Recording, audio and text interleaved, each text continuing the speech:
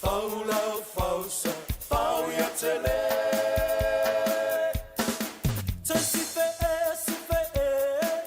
Faulau fausa, faulau fausa, fau ia tele.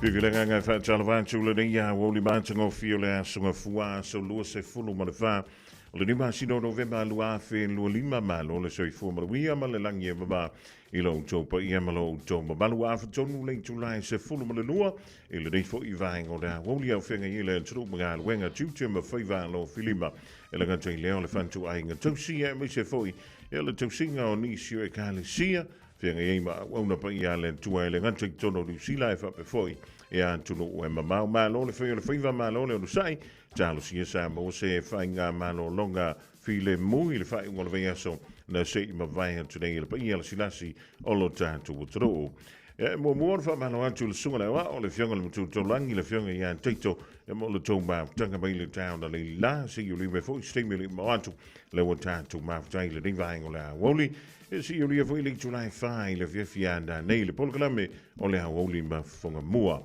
pa malo twin fan talo fan twai o una pa ia le tua le inga sa le vi ia le foi sa fita tunga wale up for fola ia o le tua malo frigalo il fai o le vea so le sei ma vai to nei ia o le vea so muli nei o le nei ia ma sino November to wina ile so sa a so nei ia ona tanto wanga ia tu no le basina muli o le nei fo i tausanga ia talo si o le dai ma wia tanto uma ile lofa balanga le o le tua pa talo fai le feo tu ua pa anga masani ele tanto wala leu te mam tina ma tua tu i male muli panga tono mount malawa tono no fanga o lo to si ai lo to so i fu malo no ina talo sia o le dai ma wia me uma ile lofa balanga le o le tua ia fai fo a fia ngase o le tino ia usita ia fo tuanga tima inga ali mo to mai fo mai on tutu wantu le yai malau oia ia tu spasi fa fo mai foi ia ona mana yai la ia leo le tanto mafutanga o le utu lanta mai ya so fia ia langa tele fa talo fa tuai le malosio le du o lo fi tai tunga wasimaruia o ainga le ganto nei e tro e mamau ia pa pe foi ia lo tanto o tro i Samoa lo tu i mai le panga po afia e ke lo fa ko da io e fia to sanga tan dai sa te le to ma de tua tu lava ila to ia ka lo sia ye se temi sa so e ona fo ia ile o le fa fita uli ia o le mo tanto ma ftai le divine la uli fa tala fa tu ia lenga to tunga e pe fo ia Rachel sifa mara inga dai point England Glen Innes ia kilani i sa le divine la uli Fai unga le so ia mala tulanga foi pe ora yai ia ta alonga fo ia ta alonga lo pele kile sa fa pele ona fa tonu wina ile fai unga le so mata ina le ta alonga le ol pele ki male awa Willis le winga lo ta o le mana ia le mo ta alonga e fina uma le sikoa le si au uma sikoa le si au ai ele ngantuilia o le temi mo le ua fa tino inai Stasi o lau fali to mai tai. Ia le ta longa, po se ta longa ale olo pereki. Ia pe ona mori mawina foi le fai unga le vea so na sei ma vai tu nei. Ia ele i ke lea se piko. Mole meo foi lelo le fa toa. Ale tu pa leo to mai tai. E fai ia ke ia le ua uma kwa ia marifia i koriskan.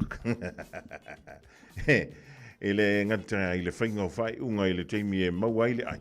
Ia le teimi foi e toi tu wantu e lunga le TMO. E sa walakala. E mali ele le ia lo lutu. A fai foi na tuli ele tanga te tua ile so. Ia le vavea le sale o te fai e tua. Ia. O le mena ta o le usta i tu la forno. Au te fai atu. O le lumana ile o le tantu la kapi. Ia antonu a nei to te le nia li o le anto e lau fali. Lona winga le ala au fi mai tonu le sa. O le tu pa le o te ta. E le nganta lai le ta longa o le la kapi yuni. Ai fa be foi.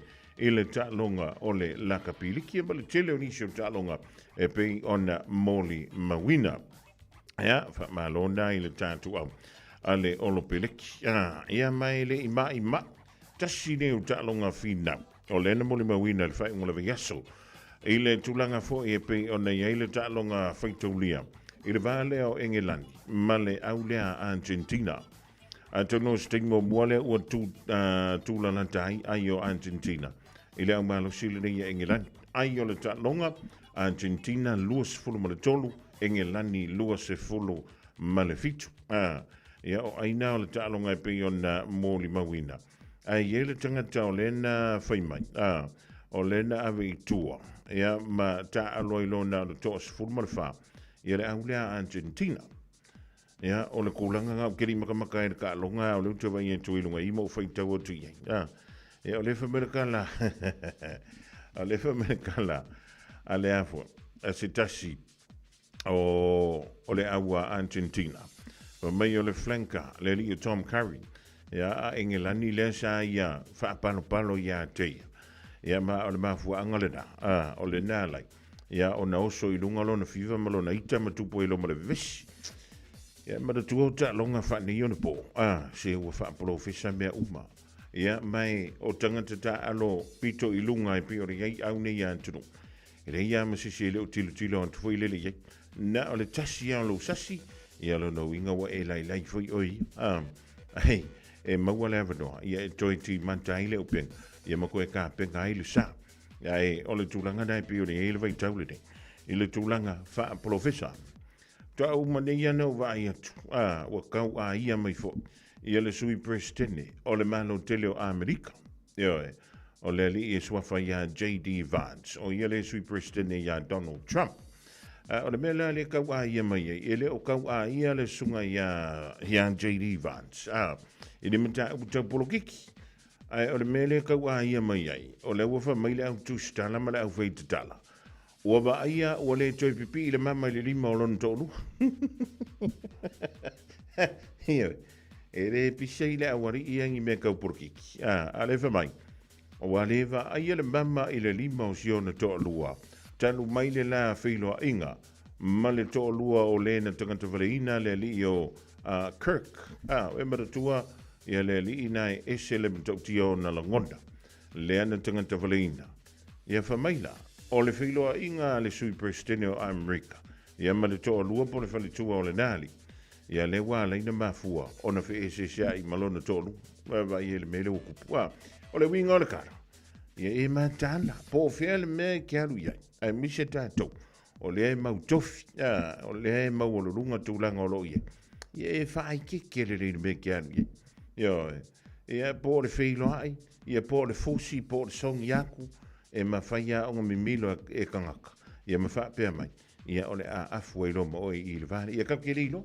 Wa le lifa misikala le superstitio amri. Pe moi, pe wha mahoni rea mea. Ai a whai wa e sere mama e lima o siona whaletua. Ia, ka ilo ie. Po le mea kau fusi le mama. Ia po le mea wha kau ma mafa le mama. Ia po le mea wha. Ia wa kau ma loa kwai kala kangaka. Le whaia tuitua. Talu waile la whiloa inga le whiloa ai. Ia ele se whiloa inga while le ngā o la u. O le whiloa inga. I le mea o kumu ai tangata. Ia, ka ilo iei. Ia wai e se ala ngona o tātou le tū pāwat. E se whila ngona o le tū pāwat te mai tai. O le mea ngā leka ki whai aku ai. Ia ka kou whaai keki. Ka kou whaai keki ringi vai kau. O le mea le inga o le leu i wholava. Ia masauro waka. Kusa hampele ai se mo. O le mea ngā lewa i le kaula malama o leo langa lewa tātou iei. Ia ka kou maka ana. Ka kou maka popoko. Au e ki koe whakamala. Mulianga telepeni a mina mulianga. Ma lolo soifua.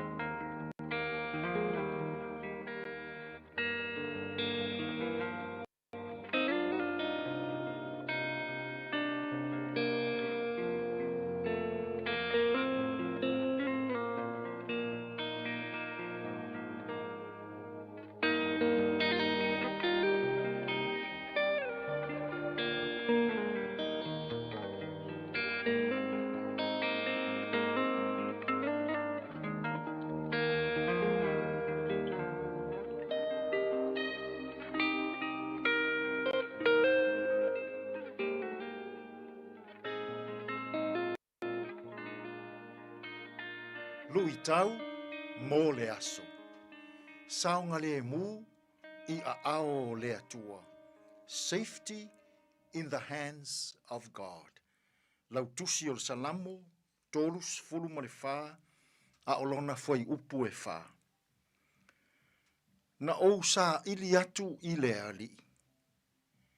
O na tali mai lea o ia ia te au. Mana la vea ina au. Ai mea uma na o fefe ai. Saunga le mu I a ao o le atua. Safety in the hands of God. Ua sola au sulu solo ta vita I lona fiaola. Ua tuli loa e saulo ina ia fasi o tia. Nā lai o na sola ta vita. Ma alu watu ile a ai o kata. O se a ai o le nuu o Filisitia. E maulu atu ta vita ile a ai o kata. Ai fai maita ngata o le a ai. Peia o ta vita le tangata lea. Le tangata tonu a lea na ia fasi o tia lo tātou toa tauta ua o kōriata. O ina, na tupu tele ai le fefe o tā vita. A ole mea mānaia ua fai e tā vita. Ua tuli vae tā vita I luma o lea tua. I lana tatalo whaatau nau. O le mafua anga lena, na fatu ina ai e tā vita le pese lau iloa le nei I le lau tusi e tolu se fulu malefa. Ina ua tupu le fefe I lona loto. I tangata ua fia fasioti I lona ola. E fai atu tangata o le aaio kata I le tupu o akisa. Leha ua maua tā vita. Peitai, e au tilo atu tangata I a tā vita. Ua ngalue lea nganga o lea tua, ma li liu tā vita e peio se vale. Ua tusi solo lona lima I pā o fai totoa. Ua tafe ifo lona wha ua I lana ava. Ma a mio e pei o le tangata ua leanga le uru. E fai atu tangata I le tupu o kata. Ai fai mai le tupu. Tau te wa ai atu wā o le vale le mea, ai sanga au mai lava le nā tā vita. E le onge vale lo tātou mālo. Samoa ai. E tele aso lou soifua. E iai tangata lātou te fia whaao le leanga I lou wola. E iai tangata lātou te fia whaao le leanga I lau whai ngā mālo. E iai tangata lātou te fia whaao le leanga I lau e kālesia. E telefoi tangata e fia whaao le leanga I lou lava ainga. O le whaasao ina e lea tua o tāvita. Maliliu e pei o se vale. O se tala mata utia lea. I le tala whaasolo pito o au ngā tupu o Israelu. Samoa ai. A o ina e whiangai. Matangata e taumawhai e whaao le leanga I lou wola. Tangata e fia whaao le oti I a te oi. O e ita mai I a te oi. Wha moe I a awa lofa o le atua e pei o tā vita. Ua tuli vai tā vita I le atua. Ua wha manu. Ua vivi. Ma ave I le atua lona fiaola. Ua tali mai le atua. Ua na li liu tā vita e pei o se vale. Ma ua wha asao ina mai ai le ola o tā vita. Samoa ai. Ua nā o a awa lofa o le atua. Tātou te maua ai le ola, Tātou te maua ai le saonga le mū, tātou te maua ai le mawhanawhana. I e ita mai i a i tātou. Tātou te tālu. Le atua mamānae, o lava a awalofa, e mawhanawhana ai i mātou i taimi o pua ngā. Lilingi maia loua nganga i lunga i a te i mātou. Elele iaia mātou fe au mga luenga o le nei aso. Aua e te tuu la foa i lo mātou wola i le leanga. Tātou ia malau fio i le nei aso. E manu ia ai fe au mga luenga. Lou lava suafa Yesu ua mātou te tālo atua i nei. Amene.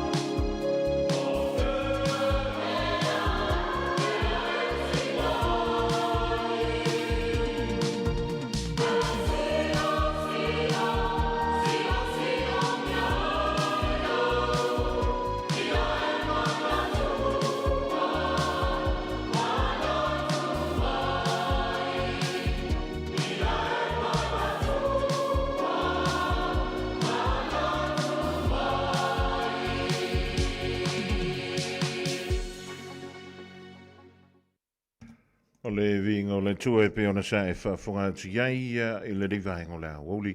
Alangi na mai le au whipese le au talavou e whakasa mai Jerusalem fōi Amerika Samoa.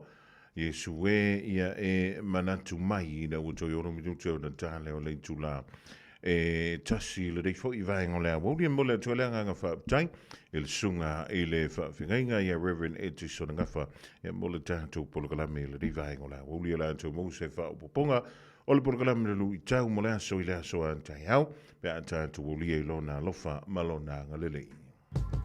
Beta Drive Doctors i le taulanga fa tau i mangele fa pea manrua. Mo le vainga o so ngase pe amana o mia.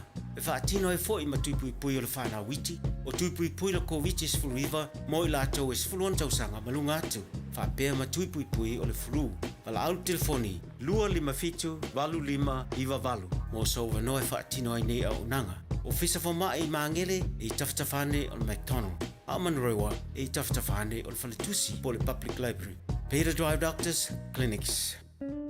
A whaia mo o mia ne o tai ni fo whapii o le tali o le All Dentures. E whapitola mātou au nanga i so se tu ainga ni fo whapii. E a whiai le plastic ma le metal dentures. Talia wins quotes ma le afterpay. E le aise tutongi o whaatal noanga. Wala au mai loa le All Dentures i o tahu.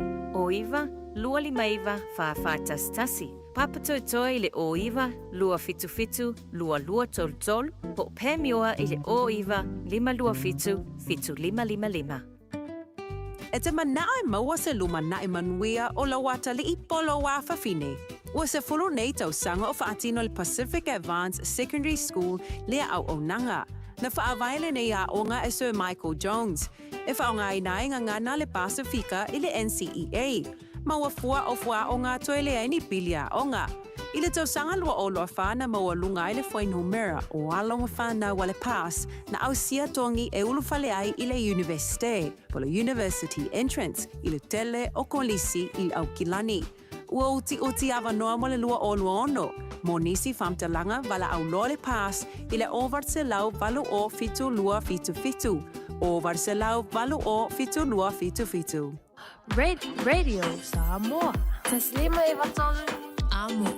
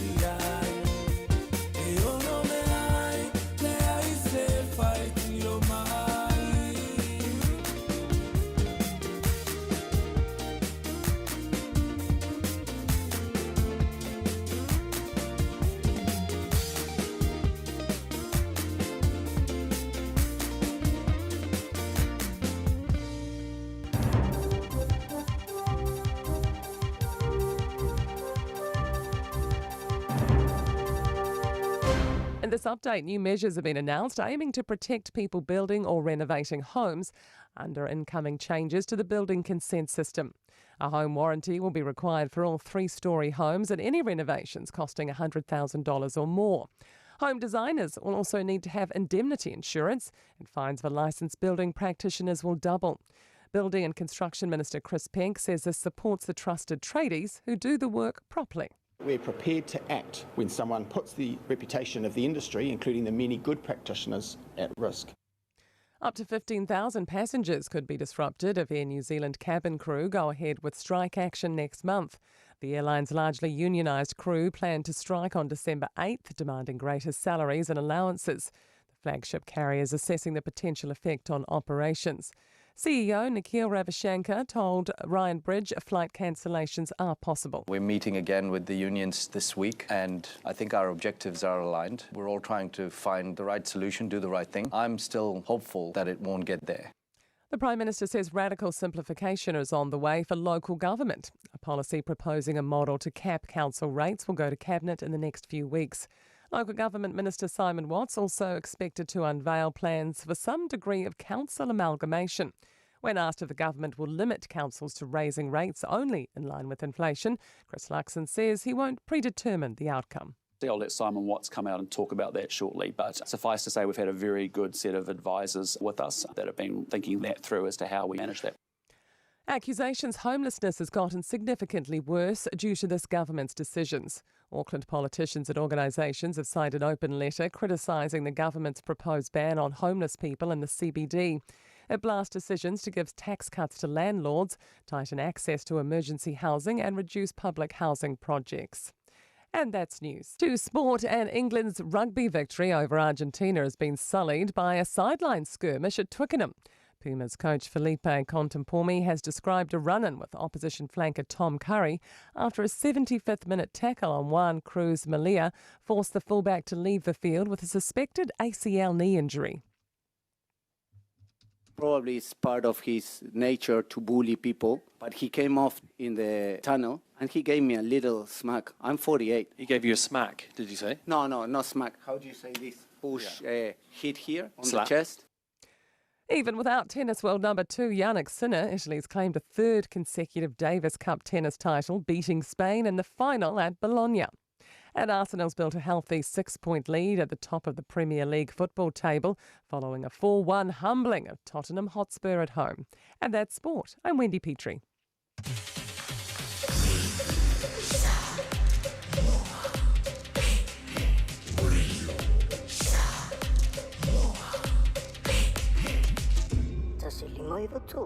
Amo.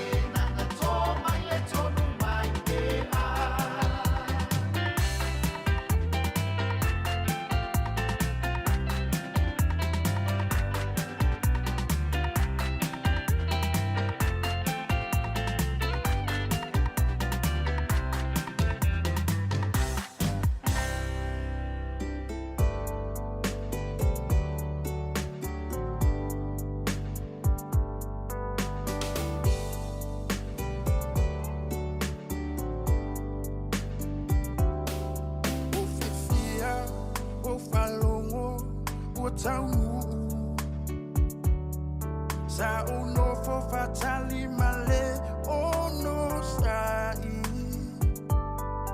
o mau ele umalo saluai ilo fia falo sa upu mai ya we hani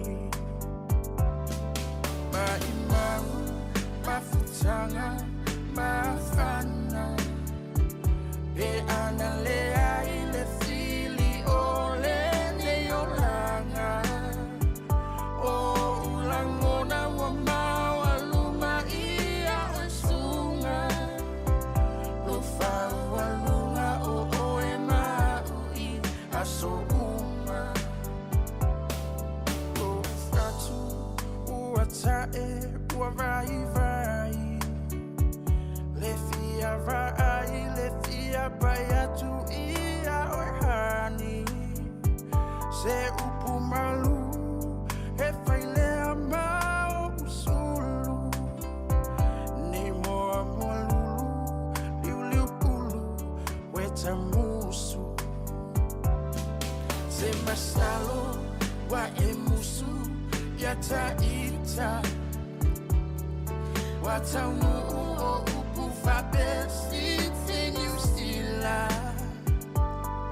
taulemu lo ufatu ia ufainga soy foia e malolo i lo ainga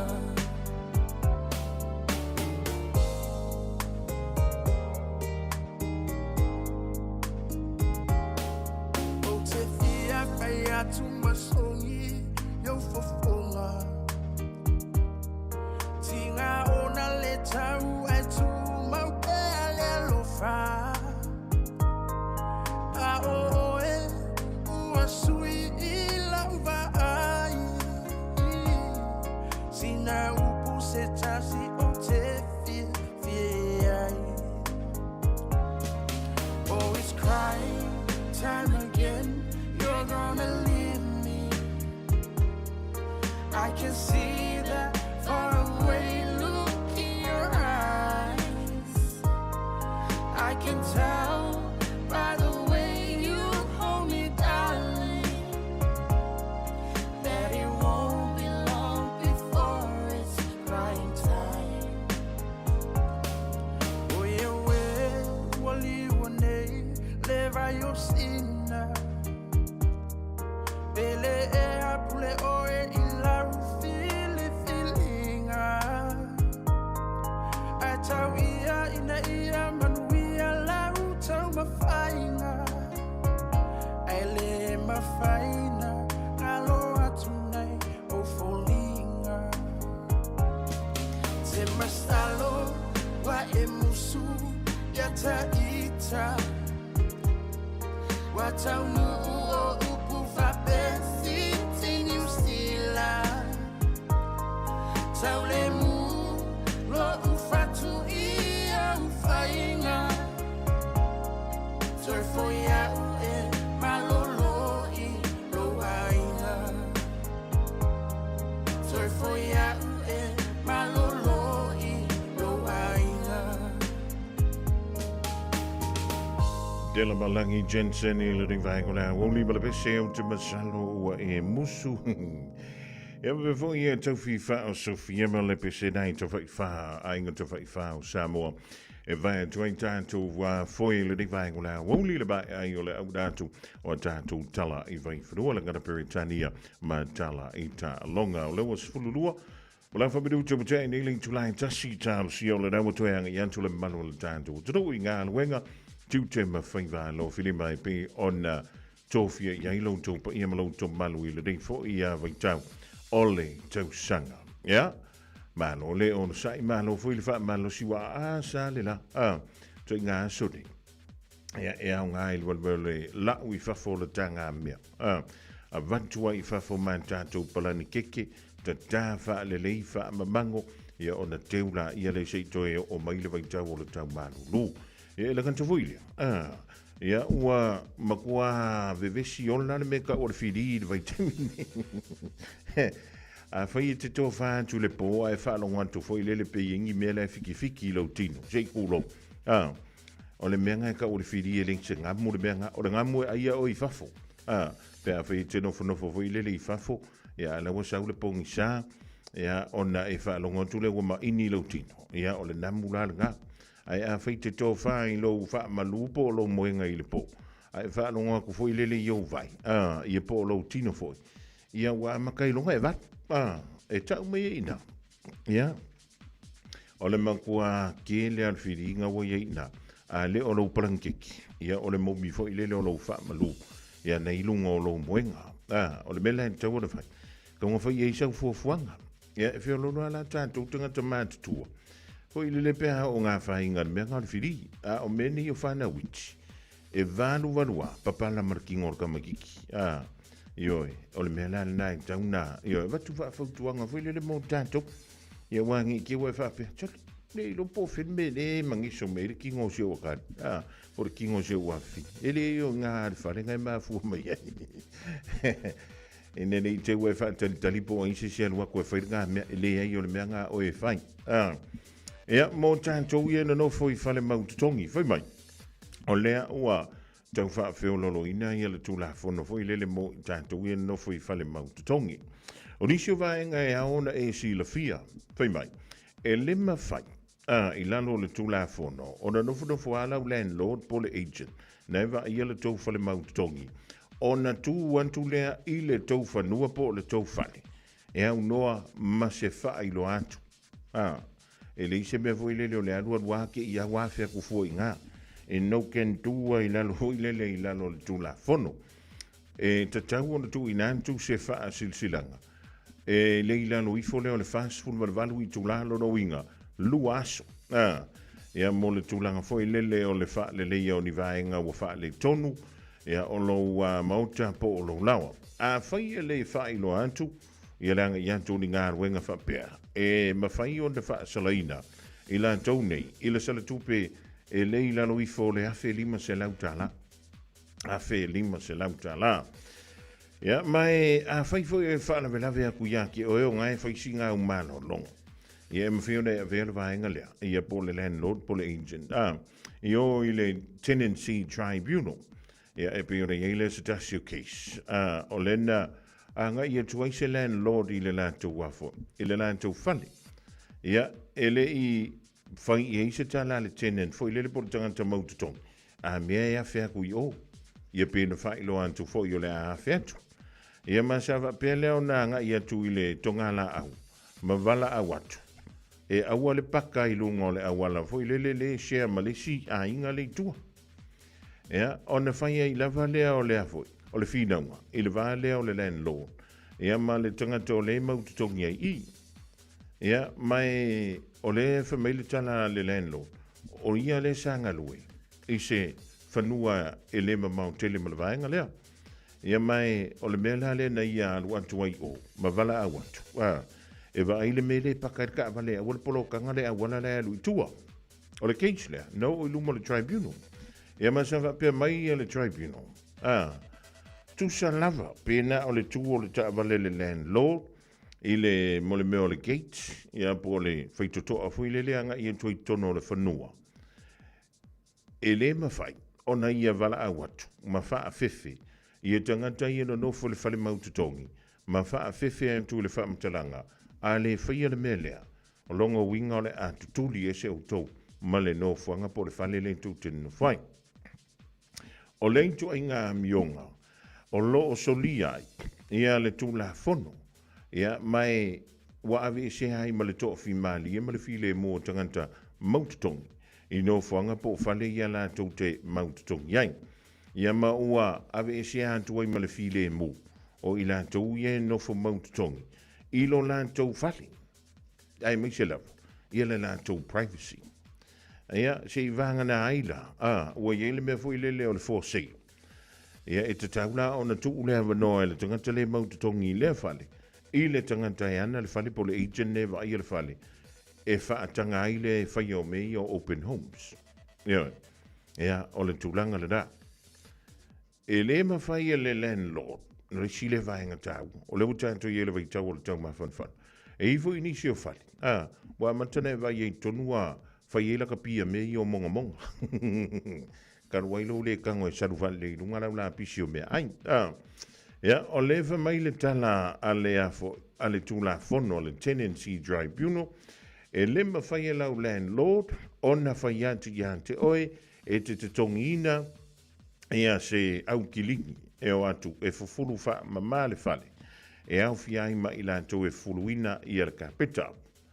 Na paule vaenga, e mo o mia o na whai, ea o le wha tino leo kilingi masang, wha mamale le wall, fa mama lunga le fa alo, fa mama ta fa lawa, ia ma ta fa mauta.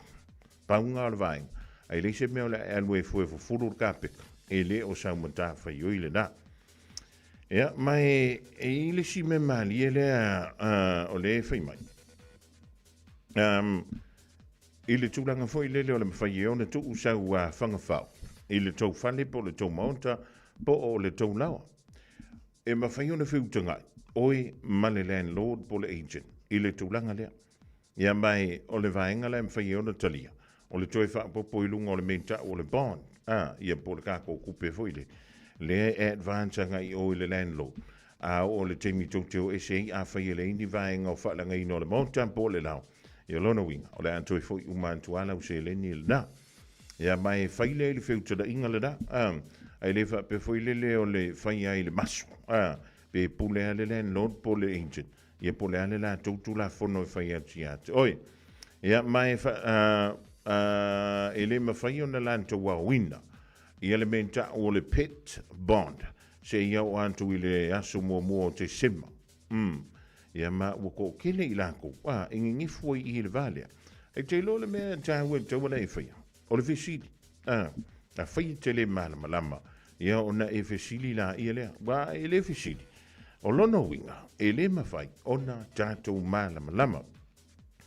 Ia, mo i lantou o le nai fia malama lama atili. Ia, si au kango e koe wa ai e kula e ngu mela le sailungai. E wale mele le tupu ia tātou. E wha awhiwhero o el kanga ka hoi le le wape. O le mea ngā le la ama. Ia longo winga i ngifu a koa ia inga. Ia maraka ko channel hoi le. O le numera le te wha mau le leila. O walu se lau. Walu tolu ono. Lua ono lua. O walu se lau, walu tolu ono, lua ono lua. Whai iai, o hau o ke whikarangoa kuisis, ai o te whia talanoa. I le ngangana Samoa. Le anga e whaisto tele. O le mamano o le tātu o tero. Le ai le o si la whia mamana malama atili. I le mele ta o le tenancy laws. Ia vise le wala wai ata tau o le tangata. Le te tutongi ia le whale mau tutongi. Ia po ngai fwoi ke kongi ia le mo ke sirkanka ia ngare whale. E le wha pe fwoi le ngā o kako ue o koe ko kongi mea ngā. Le ai e tele a tātou wai ata tau. Tau na e mana malamai. O walu se lau walu tolu ono, lua ono lua.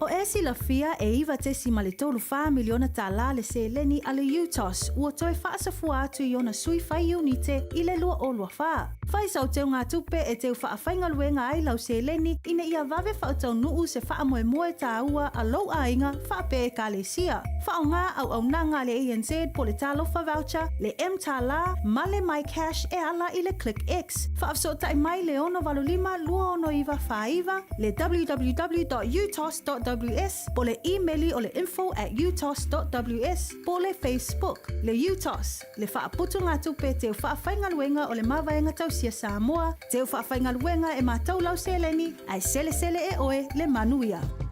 Beta Drive Doctors i le taulanga whaatau i mangele, whaapea manrua, o le vaenga o soosingase pe amana o mia, e whaatino e fo i matupui pui o le whana witi, o tupui pui la COVID sfuluiva, mo i lātou e sfuluan tausanga malunga atu, whaapea matupui pui o le flu, pala au telefoni, 255 iwa valu, mo sauwa noe whaatino ai nei au nanga, o fisa whama i mangele i taftafane o le McDonald, a manrewa i taftafane o le whaletusi po le Public Library. Beta Drive Doctors Clinics. Oceanic Cars Sawia. Jehu! Awana e misia le whaapitoa mawa e ale Oceanic Cars. O le toa torse folo mua e manuia a lātou tarsanga o le anga baa i le sei e manmanawa ai le se folo tasi a whetala. Ioe, se folo tasi a whetala. I le aso lua se folo o te sema. Susu mai i le lua iwa o Roscommon Road Weary, po o le whawha East Street Papakuda, Beverly mai i le o iwa whavalu tasi lua tolu iwa. Le Oceanic Cars. Talo fa Samoa.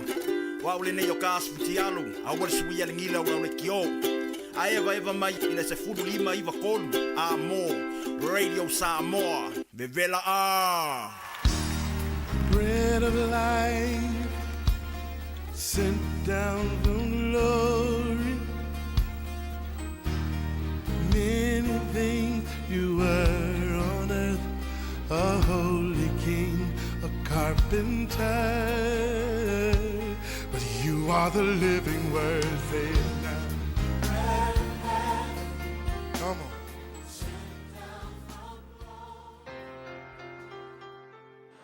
Talo fale tatu tunu o mai tatu por kalame o le nei fo yaso o le aretole ola ia o te fia fafelo e te oe fai ona fatasi mai tatu por kalame o le yosua mo fai poiva e fa pea o tele fai tu e te oe ia e fa malosi maloto tele awe te fefe awa o yova lo tua o lo o ia te oe I mea uma e upule ale tua na fai a Yosua. O le whamalosi mo e whamalosi I lo wala awina. O le winga le upu wala awina, o se mea lava o e ngalue ai, we e iloa o le mea le na avatu e le tua e te ngalue ai. We e iloa e mawhai e le tua o na whaanga waaina oe. Ia mawha mea alofa ina oe le mea nau wala awina ai oe. E le upu whapertani, le whaupunga whapertani e whapea Leaders are made, not born. O tai, ngā whasamo whapea. O tai longa fo ia leia ia po tai e ke wa ail tuspa ia. E le I whananau mai I lātou manianga waa wha tai. Ai na whausia o lātou wanga waa. E ala I lo lātou whamalosi. Ono sai ma whaalangolango I le tua ina ua wala awina I lātou e le tua. Awa ofesili nei e te vaai I le tuspa ia I le menga whai e le tua I le tele o tangata tai whaanga waa e le tua. Ai se a na wala awai e le tua tangata le anga waa I le tele o taimi. Whai mataita o le tali. Ina ia lātou whaalangolango I le tua ai le o lo lako iloa. Malo lako malosi. Ai tu spa ia le se wala awile tua se tangata ua makuanga waa so ska ngakang wala awile tua o tangata fata waa e pe oe ma fata inga.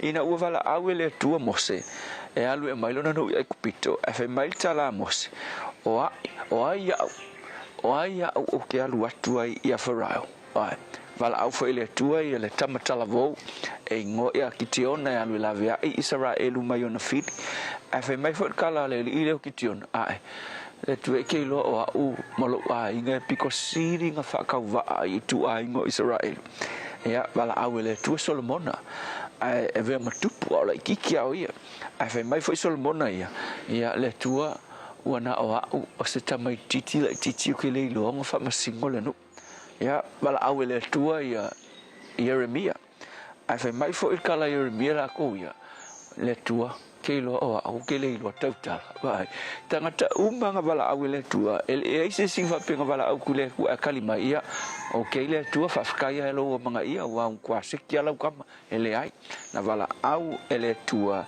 tangata ele ia ni nga va ai na fa nga va ina ila to ele tua al visiri da fa feo nga ko ave ila to mata ta ilonga o le tali ina wala to ioe ila wala au nga le tua mala tu talia me wa watu le tua ya te ila to a o ina ila to mai ila to mesese matutupu ila to iaso taitas e ala ilu itau na fea ngai mai ila to aina la to ono sai ia malato fa malolosi malako fa lango ile tua e ile tene longa lava i America tene pese tu la mai ile afi se la to fulu se o mai le afi se la wiva fulu o lona ingo o Mary Martin afi mai tala o se tene na ilonga lona vai tau meta musika ile pese ai lona amatanga a ola ititi na lua ia olona leo pese ai fa no il tala fa ia o ngana fa ia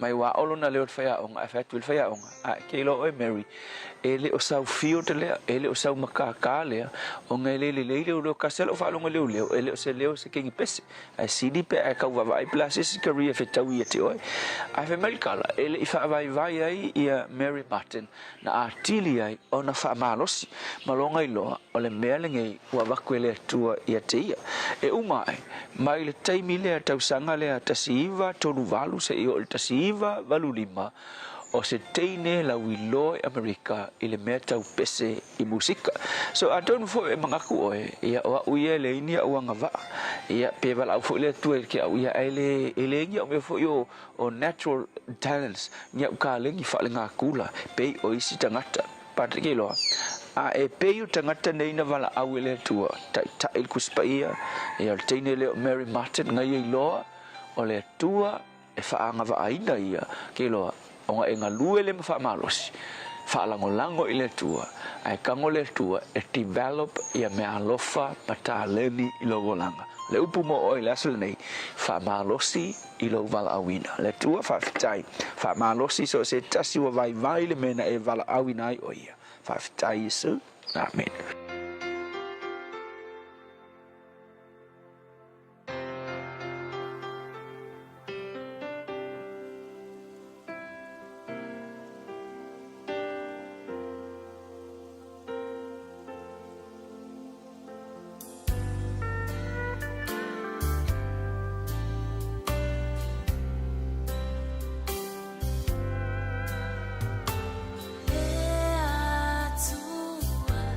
My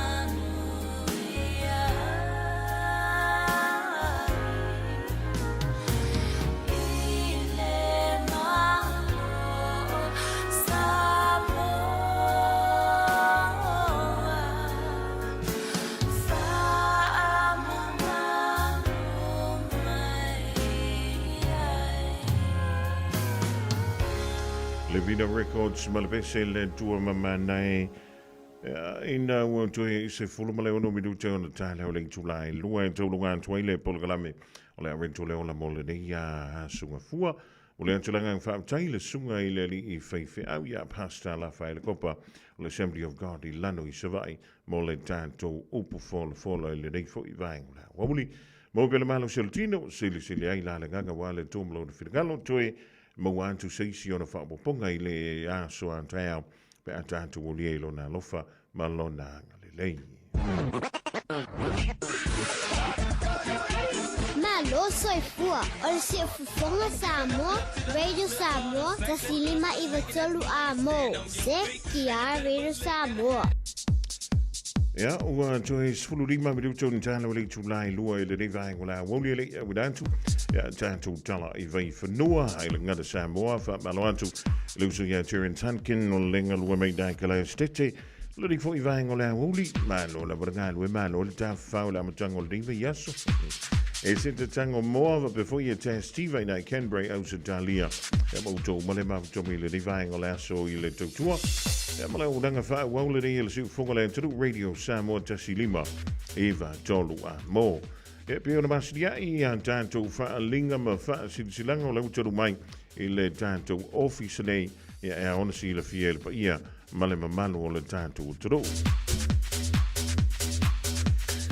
ole fa silanga mo ilanto uma e tupunga mai talataina no forma ui mai tua tuinga mala talataina I matafanga yulu tongi ali panta o loa lala I Samoa, Amerika Samoa, ma so se tafa o le kelope.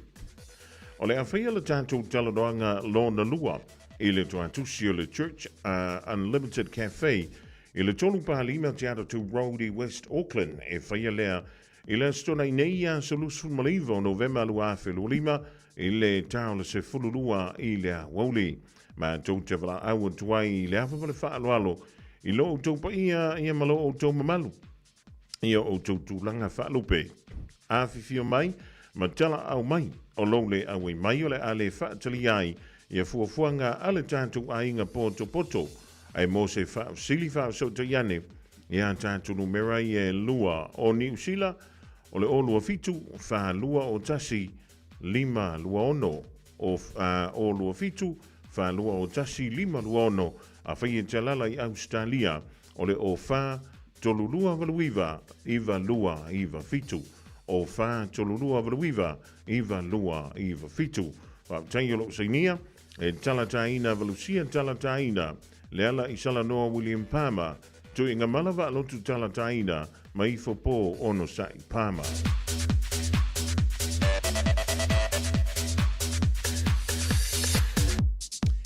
A wune ngalo sa lo minga o le tusi o le songa anto ai ma le lo minga o le vau filfili e ma wai whaalo penga o Samoa I sisifo tutuila mamadua o nisi o talatu o Samoa o alanga upu o le matafa I o le matai le whainga o whaale lave e pe o whai puiponga ma liu le o si o singa o ainga te sila whainga o Paolo o si whaaloalo whaalangingo e kālesia ma le tele o le ngangana o whaaloalonga e rao le fitu se fulu tala le tau NOV on the Radio Samoa le tolu pa tolu on Hobble Avenue Manukau e maua tuai sauno minga.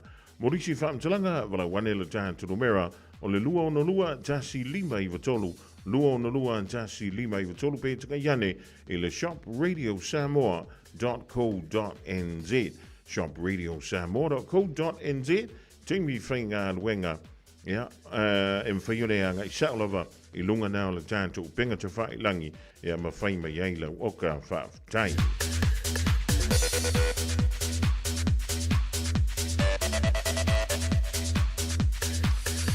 O le whaasiusilanga mo le ainga sa vai nai ainga whealwhani pese whea nei le lua. E whaamaratuantu I soli uma o le ainga sa vai nai ainga whealwhani pese whea nei le lua. Mo suli uma o loo au mau so se tafa o ni usila nei. O le awhia le tātou mawhatanga mulimuli o le rintau sanga I le aso tō nei a so lusu maleiva o November I le Western Springs Community Hall I le iwa limono Great North Road ia I nā lawai Western Springs. O le taimi a fo le iwa le tai awanga I le whai le fiafi o mailo a inga Ia tātou fia ma whātou whātua I ngā ruenga o le nei fo I tausanga. Ma tua mai a tātou sauwhanga e pei ona longo I nātu I lunga o wala o whesota inga. Wha moi le lofo le tua, o le a tātou whilo iai le aso antou whaina.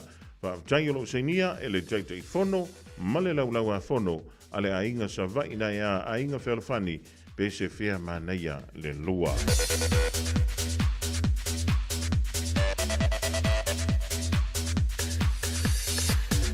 O le whaasilsilanga mo le tūmālo o si umu, whaantulu wantu Samoa le Aoauli, whaantulu fo I ao whaarupenga I so se whanta I au ki lani nei.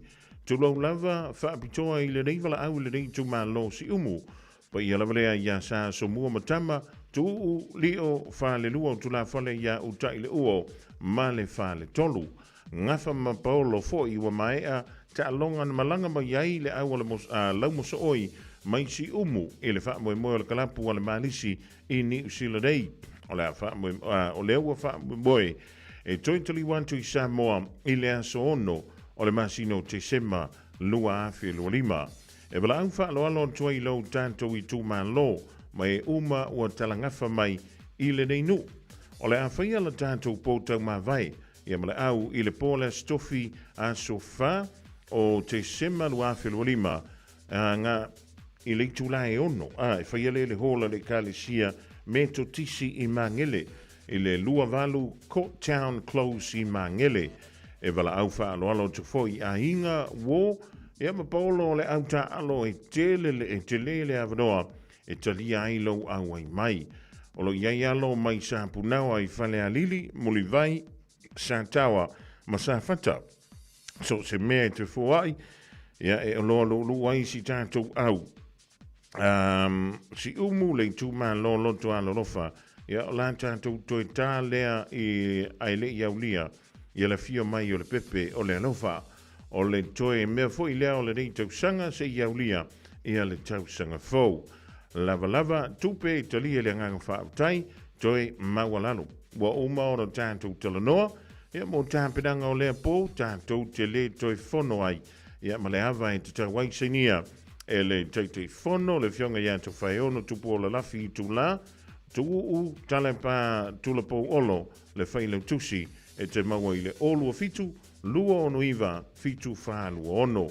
Olua fitu, lua ono iwa, fitu whālua ono, ia mo le tūmālo nā o si umu whātai.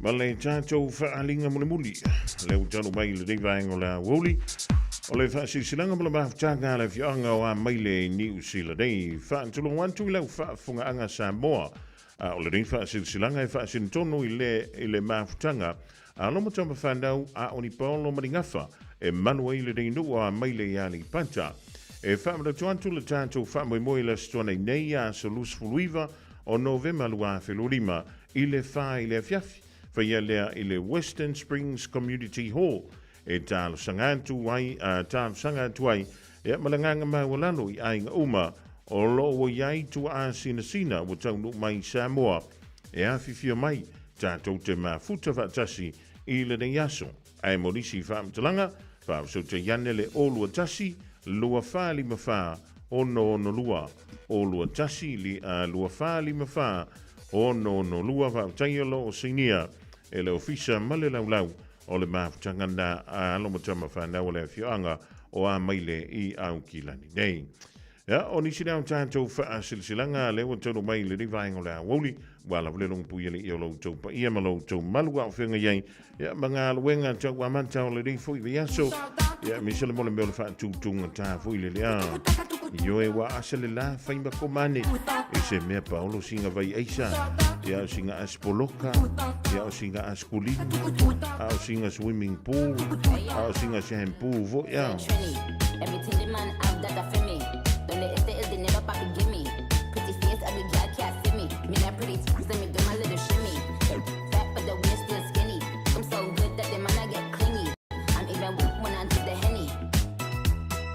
Desmond as a barrow in the marketplace. Molly's a singer in the band.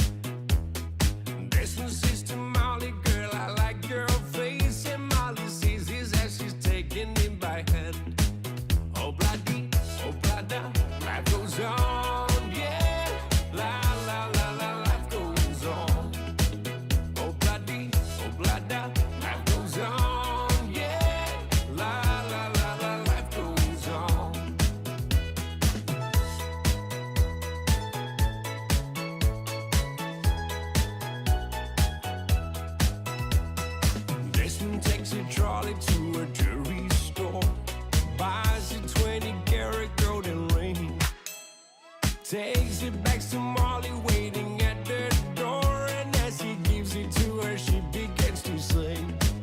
Oh bloody, oh blada, life goes on, yeah. La la la la, life goes on. Oh bloody, oh blada, life goes on, ooh yeah. La la la la, life goes on. In a couple of years, they have built their home, sweet home. With a couple of kids running in the yard of Desmond and Molly Jones. Happy ever after in the marketplace. Desmond lets the children lend a hand.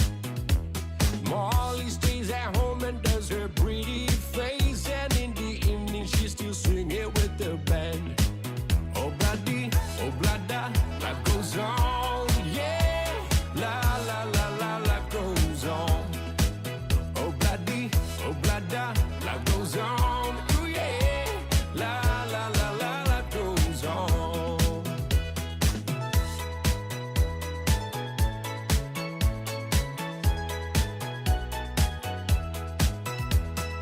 Desmond has a barrow in the marketplace.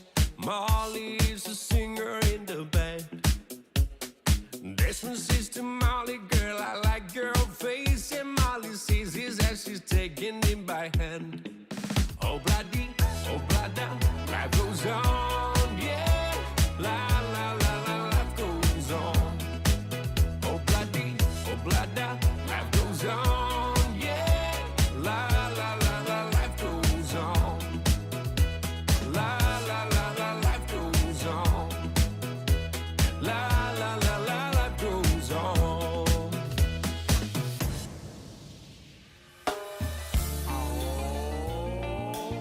Atikianga, Tefeya Wanga, Rasta, Bongolo Lunga. Ua adelo ua so malolo, se ikaw faasa o sao. Se iyo ukali ako mua ke le siya ilo anti malanga ulo. Faalongo mai na kianga, te faale leila ulo faisaka. O ke fo iya kulo a faaulai oi malaupanga. Vai mai o ia o le sifi, anga fasingei o ela ulo o miti. Kau faake I o e ile paelo mai a o lea fo I ua koe fai. Ma ai au kanga onge onge, faapuku wange se kingi kalonge. O ke kau mo ulo faasima o vai malo oke. Hi ha,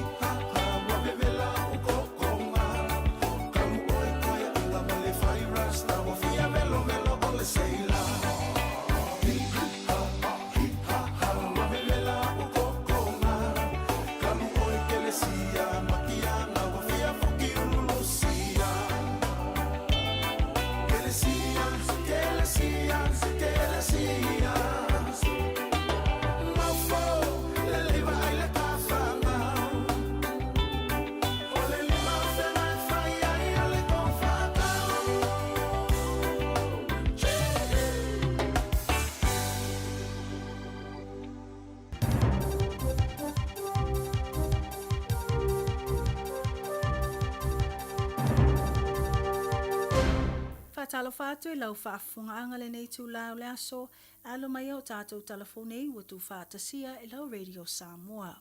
I talo to mua, wa lipotia mai nei le te o whaava māloa New Zealand, le whina wina ai e sui o le asosio tawa le afi o loli la uta mamafa po le trucking industry, le mālo i le tatau ai lea o na toi ilo tū la whonum whaasalanga.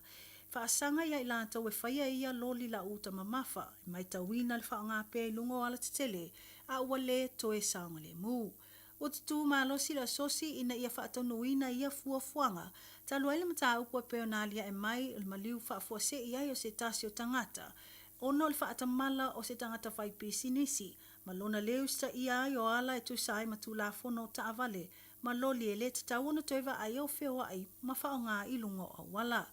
Mo le sila fiole ne mata upuna va ai le falpuipui o le ali whaipisi nisi ya Ashik Ali. Mo le tolu tau sanga, il molianga le fasio tangata paivalea. Pe ona whailo, o le tangata malana loli la uta mamafa na afu aile maliu o se tasio tangata whainga luenga, a o whaatino ai ni ana ngā luenga. O le mea mata utia o le tele o taimina whaatonu inai a Ashik Ali, i le tatau ai o na ave ese loa o lana loli le nei, o na ua mae o na whaia iai siaki ale NZTA, ma ua lea o ngā ona toi whaonga ina, ai panga ele usta ia e Ali whautuanga ma whaatonunga, pe tai na o lona pelongia ai o le pūlenga, o le aia whaia ia whautuanga. Whaalia le whaululunga le National Road Carriers Association, e whailava sina vai o aia inga mata iala o lo iai le taiminei, mai le o mawhaia le NZTA o na tau fia ta avale ma loli o loo la tau tilo, wa le tala whea ngai o na toi whea ai ilungo au wala te tele. Ilo na iloa o le vai tele o ia tū la fono o loo aia ia ngā luenga whaatino a ia au nanga, lea lava na mawai le avano a Shikali e whai lava lo na loto, ma o lea wai uai lava o na mawai le ola o se isi tangata. Wa tau nuu mai nei se reporti o wha maumaunga ni tanga luenga o a onga, wa wha ali ai tū langa o lo iai le numero o whanau, na maa ua le restala moa o onga ili nei tau sanga. Mai wha maumaunga e o atu le valu se lau 5 ono afe, wha se lau 5 whanau a onga, na wha mawina o lato restala mai le masino o Iulai, 5 afe wha se lau 3, e mawalunga atu ai nai lo le tau sanga talu ai. Ma ua i reporti o le tele o whanau o restala e mai a onga maululunga, ma a onga loa tawina o mai whanau a onga tūlanga lua ma kolisi maululunga po le vaenga o ta o le composite schools. Ai whaatusatusa atu ia onga tūlanga lua po primary schools lava ia, i to tono le atu nuu ua moli mawina ai le pa u mawalalo le numera. Whaalia e tolu afe valu se lau tolsu 5 whanau a onga, ua le toeva aia pe ua restala foi, e pe ona ua whaamawina le na o le wha se lau ono sifuma le ono afe, ono se lau valu suma lua ua restala ile nei tau sanga. Whaatusa atu le wha se lau fitu se fulu afe mo na tupu sa iai. Ma wai whaamaumaunga e salasala lava tu lango le alu ai ilungo i numera, ma le whaititi ai fo i le tele o whaitu o New Zealand. Pe ona whaamawina o Aukilani ma Canterbury o lo mai tawina le alu ilungo o ia numera ma ia o ngā tūlanga lua. E mol mawina le tuititi o whaanau o lo restala i whaitu o Northland, Taranaki, ma whaitu o Wellingtone.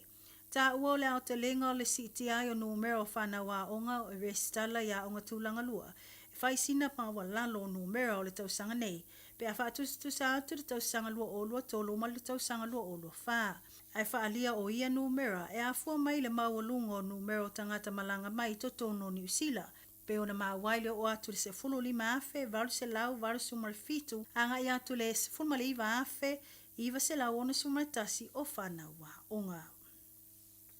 Inisa tala wali potia mai nei ele le te o whawa malo a New Zealand, le tuwai o na tau nuu mai ai i Aukilani nei, o se tasi o walau pa se ilonga wa ta o le Disney Wonder Cruise Ship, ina ua wheta ia i ma se tasi o whaafita Aouli, o le leilo ai o se tasi o tangata mai lunga o le avaa, ma wana pa u ese mai le waa lau pa se. Ta ua i reporti o le tangata o se tama matua fitus fulu ono tau sanga le matua mai melepone au se talia, mai whaapena pa u lea tama i o ngā sami o le Tasman Sea, mai tā ua na tūlai lea ma tā upu le awhatono le tūlai wha, le wawea o le asatona i tāluai nei. Whamatala po le tūlai suma lua na tue liliwai lava le waa, e sa ili le nei tama matua. Whaalia ato le leile 5 i tūla o whaatino sa ilinga a le waa, ma ua le whaonga ai e sui o le au waa, o lea cruise ship me to tia whanei o na po, o ta ola thermal imaging e su ai lea tama peitai ele i manuia. Ta oi whamtalanga leo leo e iaile tartununga ua maliu sia tama. Na longo ina le sui o le au vaa le au pasese tu sai ma le wha ala vlave matulanga ua iai o la tu sai linga. Mai tu sai ma le au malanga o le nei vaa ala au pasese e pea ma le ono se lau le pasese na malanga mai mo se whainga malanga li maaso po le vaenga ta o le 5-day voyage mai me le pone au Setalia mo au kilani New Zealand. O ta o le tole po ai o le taunu mai o le vaa i New Zealand nga i le asolulu o le nei vaiaso. O se mata upo i loa ele wha alia tele o le wha no o le toa tele o i lato o lo i lungo le vaa. Ai meise o se tasi lea o malanga mulimuli ale nei vaa o le Disney Wonder mo le Trans-Tasman po o whainga malanga i le vaa o Setalia ma New Zealand. Ta o le taimi mulimuli o le a malanga mai ai le nei vaa lau pasesi au kilani mai me le pone o le aso torse fulu o Januari o le tausanga fau o le a mata fuafuanga e whaatino whainga malanga hanga i atu i Hawaii. Mai tana mulimuli o se wha ea a o se mataatia le maua i le tamaitai o Anapela Polata i vao o le whailonga tāua loa o tā ua le Equity New Zealand's Best Actress in a Feature. I le tufa ngā whailonga o le New Zealand Screen Awards lua o lua 5. O se whailonga ua whaalia ua ia mauaina ono le mata ina tele o ana tau mawhainga i le ata tifanga o le tina. Mo le sila fiana tu ina atu se tasio tato report i se taimi wa sola i le whitwhiri ai o le alava tamaitai o Anapela Polata i vao. E sa ili ai se tasi na te mawaina le whailonga o ta o le 2025 Screen Personality of the Year.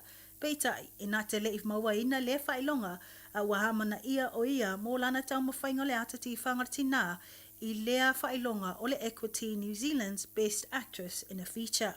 I se ata whasala lau ma le New Zealand Screen Awards na mole mawina i le whaafetaia e le tamaita i Samoa le toa tele o tangata na ngalulue le pueina ma le tufa atasia ai o le nei ata tifanga o le tina e au fia ai ma le whaatonu o le ata tifanga o Miki Mangasiva. Ta ue Anapela. Talo falava everybody. My darlings, all I have is thank yous tonight. I do. All I have is thank yous from my whatu to your whatus. Okay, look, this is a very, very big list, but I will truncate them all. I'll get to the point. The Brown Factory, Miki Mangasiva, Mario Ngawa, Dan Higgins, Efron Heather, 818, Madman, the beautiful cast. Biula Koali, my son. I love you. Antonia, Jamie, Dalip, the beautiful choir who have all become my children. I love you all. Thank you so, so much. To the crew, the frickin' amazing crew. Auntie Na, thank you so much. To my parents, to my family, my parents who love their beloved Samoa, to allow us to have all the opportunities that this land has given me. I love you and I thank you so much. To Vela, my partner, to my children. No, it's Tom Mayer. No, don't worry about that guy. He's Niuean. I'm joking. To my family, my parents, I love you all. I thank you.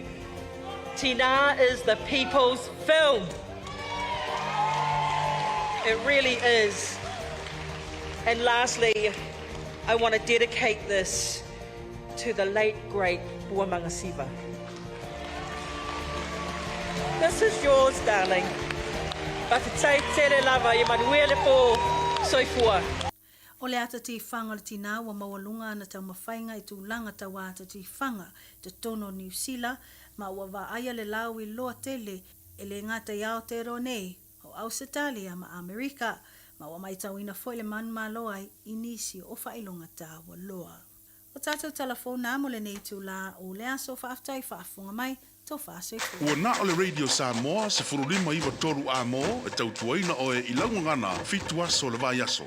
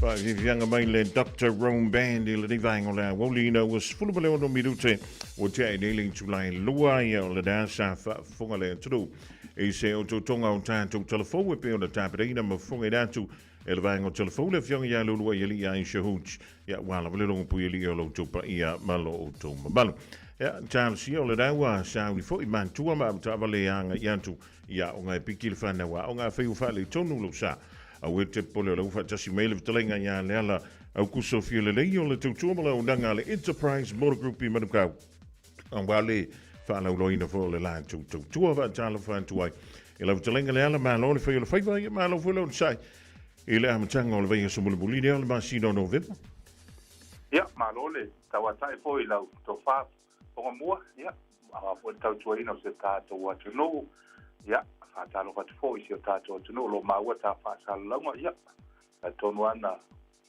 manuia ia fuafanga le weekend ya fa tai li o le fo tato e fe loa ya ila lo fa malona ma le marule se pu dan tu te tau fa ma lo le o sai ma lo le fa ma lo si wa ba ia le sulu mantango fio le la ia ma wala ngona i fo ile vevela ile mfeo no tutu umi se sifa fo le la ia e pangale o tanto ngal wengo le anga ile la ang ya tu langa fo dele ya ana ta wa fo dele mea le anga le ta no lima ya ile ai se option a one week for the customer i luma ile ai se na me ole tawa ona fo ya ona le fai tu pa fo ya ma tu langa le ngal wenga ya ona o tu langa o mana le ngal wenga pa ia malo io e to inga solani ia mo ia le kofi o te lo sina vai malulu a foi le wa asalela ele se sa no o le alu le vai o la que le vai malulu le al company ne ia pe o tamana le wa lu bia le foi vai ta o tu langa le o le tam ia le ia foi makomane le polo ida ni te wa nga se la sunga o le toa tanto che le vai su mulmulio le rima sino november ia e pela vona mai te wina fu le an tanto filo inga ilea va yaso mele va yaso ia o le fai mai o ma sida i nei fa pito ia o te lo fe lo tu tanto tampanga mo aso fio le te usanga le ia ele me saunanga Fofogamua ia pe o le aso lulu le va so te nei ia sa a matalia ele tanto Black Friday sale o lo ringa la le sui vale na mata mai o la vai la so todo se fulu fa ingole o le masina nei o le ringa la pamtala o matua tele mana ma tulanga o tatu ta vale o pa u mo laro ia no ia ma fai fo o la mol fa ma venga na tatu tanga ia ma te fo tulanga fo le o fa fai mo fie fo le paketti tulanga fa pena ia o le tatu special ale tatu Black Friday ia Black Friday ia palalangi ia ale wa tumtato ia o te na fa pito le ngata ina mawala pa u me fai ona ile option fai ile cashback ile tulanga le ia ile ngata fu ile le afa tumbu lo sa ile tulanga ole fo ia ile umana fai o process me tulanga fa pena kele mano no eta tu ta vale fai me lau filinga lo ia fu ta website ia lo ia fo ia le tulanga fo le enterprise card.co.nz ia lo mau mai tatu ka vale lunga tatu website ai fo ina fanga yo mai lo talo sanga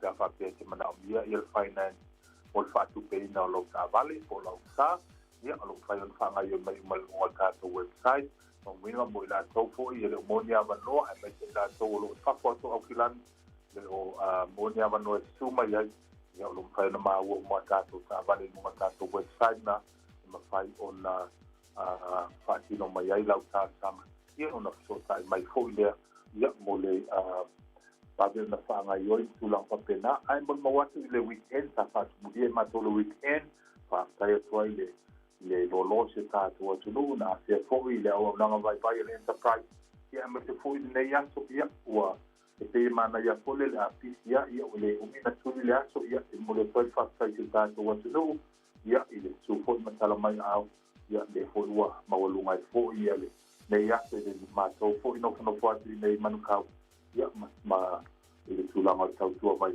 ale enterprise ia o tulanga masani na a whapea o loo e lunga al marketi ia sa ili so sa ia ia ina ai nga fo ile na suma fo ia so ia la mal uma fai ta tulang fo le ni ani finance ma ave sa vale tulang so lo no winga ele se umio no ia ka to in house finance e approve ai fo i tulang fa pena ai fo ni se tulang ai so na ia ni se ba ma fa le leia ia fai ia ele umi se tai fo le tari ai i tulang o le process ia a ye ni si fa talanga fa te fo i ni si tulang ai sia malam la mai vai ona e so tai mai le tato numero masani o le over te lau ono staciono pata si vale over te lau ono staciono pata si vale ia polo suma tato e tres o le lima ono fitu anga i le lima fitu tolu i nei Quaker Road Manukau ia vai ona e so tai mai le tunga le pure a Terry Cool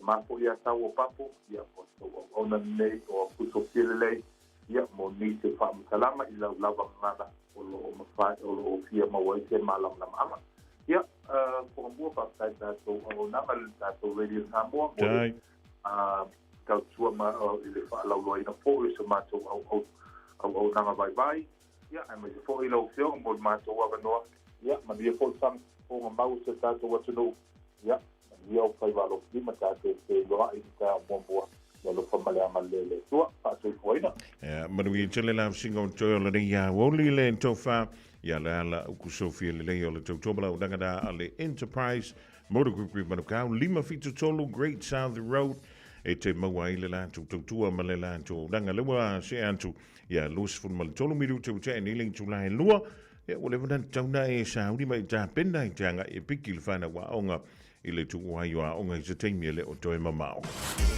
Radio Samoa. Taslima Ivatolu. Amo.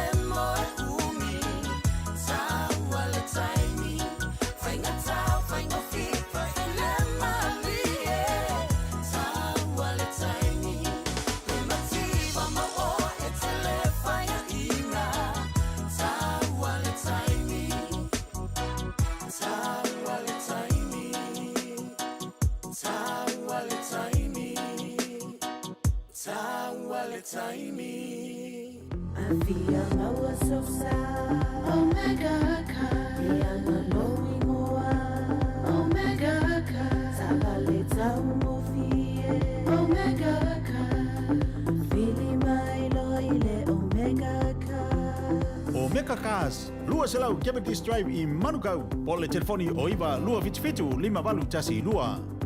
Susu mai Manukau ne Omega Cars. Umalole keisi le Omega Cars.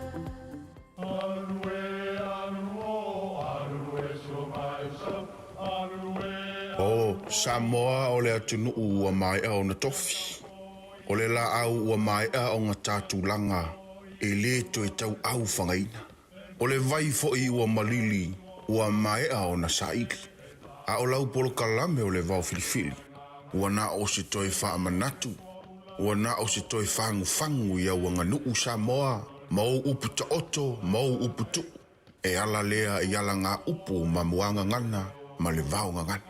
A wane e misia le tātou polo kalame, i afi o aso lua te itasi le itu la e valu, i lunga o le Radio Samoa. Ia manu ia tele, lau mai moanga, ma lau whaasausaunga Samoa.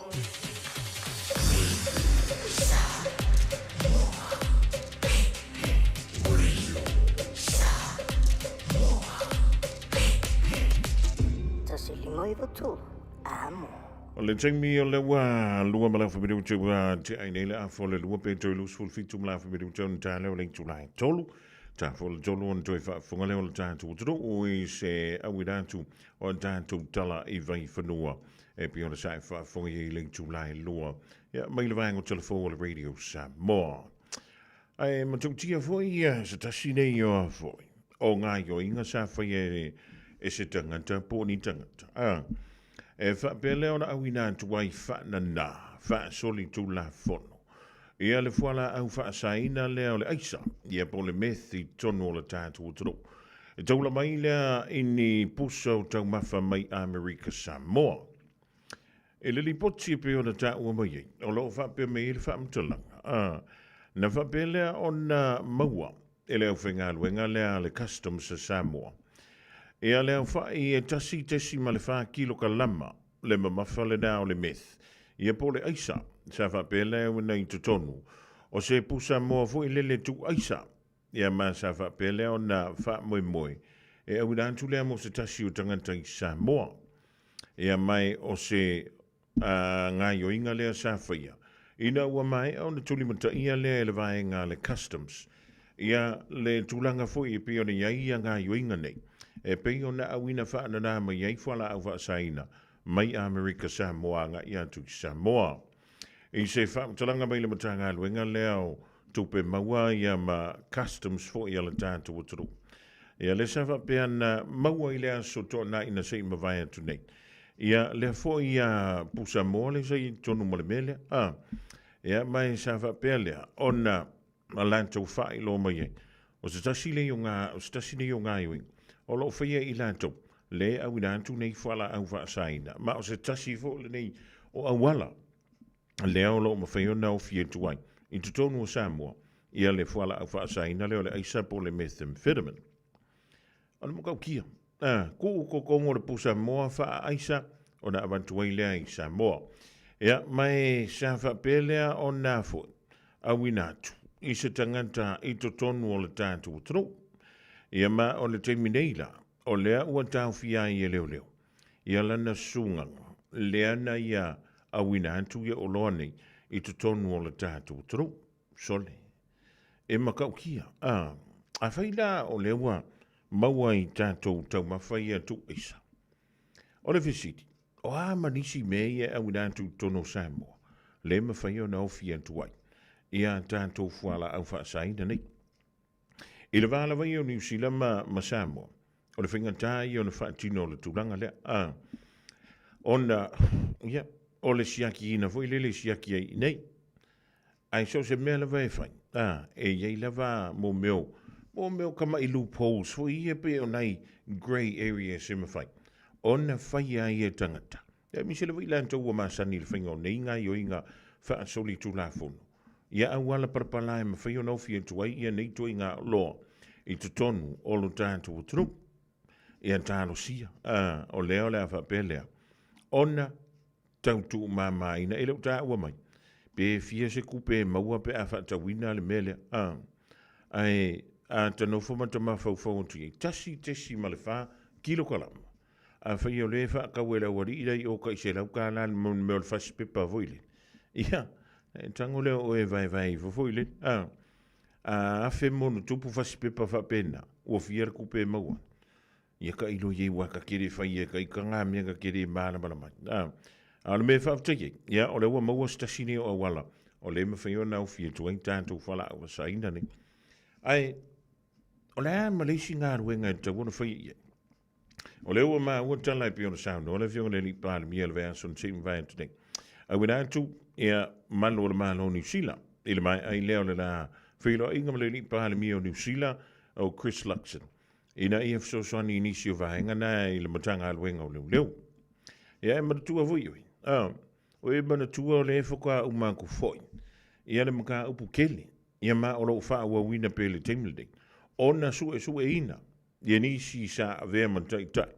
O le mata ngā luenga o leo New Zealand. Ile sa ve wina leo ala tau sori ngā tula fono i lalo kapita. Ia talo sia. O malune o le malo le anga ia tuyo. E reo ia ise a whaina. I mea ianga whai e tai nei o le mata ngā luenga o leo tutono New Zealand. Ia la whina mawala tātou whilo ina les free. E ma le sunga le ni sa ting na au mai ila na tu alalo le tātou tano uma New Zealand. Atoa. Ia awane i ave se hele whaatu tuanga mai le mata ngā luenga.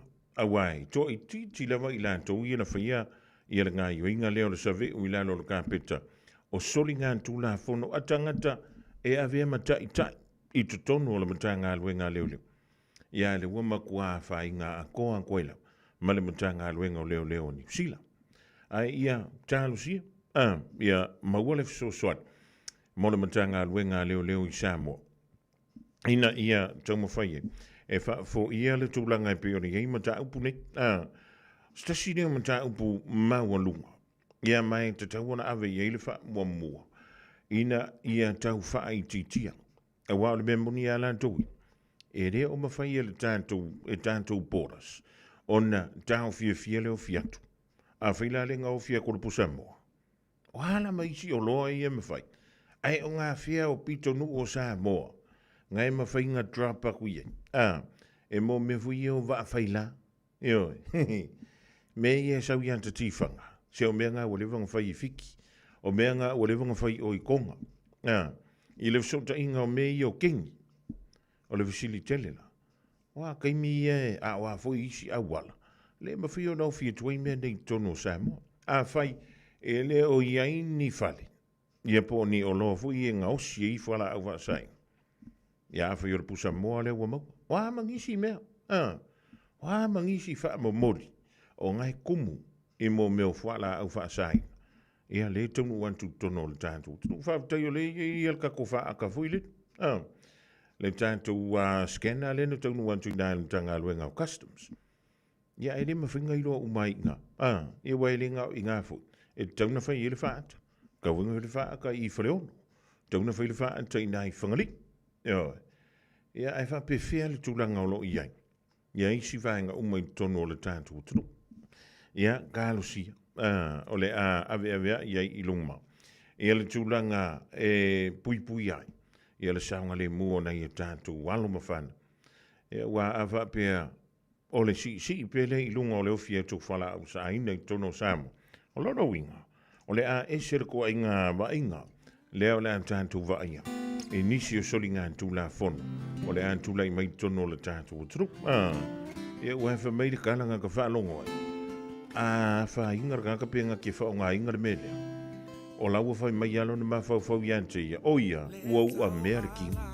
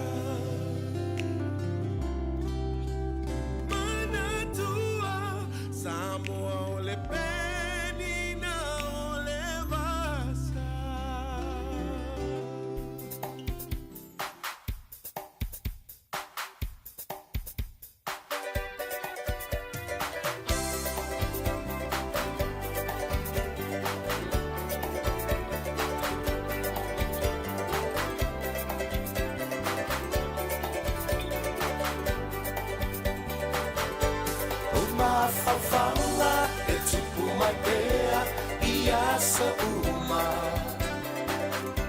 Le fia fatasi, le fia vaai ia o e sunga. Lo usei la urosai e sili le manomi. La tifa imoana la utaimane watasi lava. Sa o sa ili o sa vai ma tutuila. A ua le ai se o sa matala o te tauina. Talua i lo una tai i la upenina. O folina e tu mai pea i o uma. Fofogamua e tupu mai pea ia Samoa. Le fia fatasi, le fia vaai ia o e sunga. Lo usei la urosai e sili le manomi. La tifa imoana la utaimane watasi lava. Ta ua upu a we tanusu nei moa molulu. mafutanga ne ave ave fasele mutu e mana tua I Solomona na pauile alofa ne fia fatasi ma oele pele ia so uma o mafafanga e tupu matea ia so uma le fia fatasi le fia vai ia o esuma lo userie la urosai e sili le manogi la tifa imoana la utaimani watasi lava Sauia oi o la urosai fai mai sautala o oli ai se sia wami o ita watasi ta umaya o so manatsu betelo famoni mana tua le tata toma se yo leoti o mafafanga e tupu mai bea ia so uma le fia fatasi le fia vai ia o esuma lo useie la urosai e sili le manomi la tifa inoana la utaimane watasi lava o mafafanga e tupu mai bea ia so uma le fia fatasi le fia vai ia o esuma lo useie la urosai e sili le manomi la tifa imoana la utaimane watasi lava la tifa imoana la utaimane wasili lava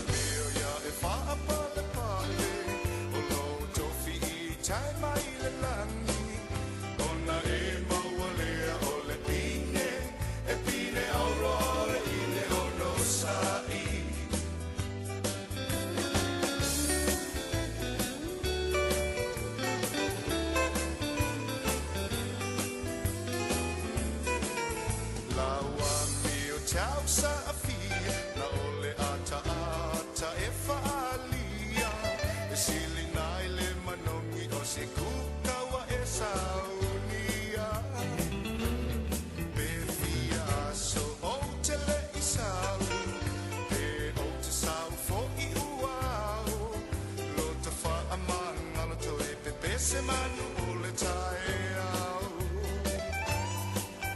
Lo to alua pele pele ina E pule oe I au whaina E pule oe I le ta whale To e pule fo'i oe tata awale O ua leo ia e wha apale pale O lo tofi I taima I le langi Ona e maua lea o le pine E pine au roe I le ono sai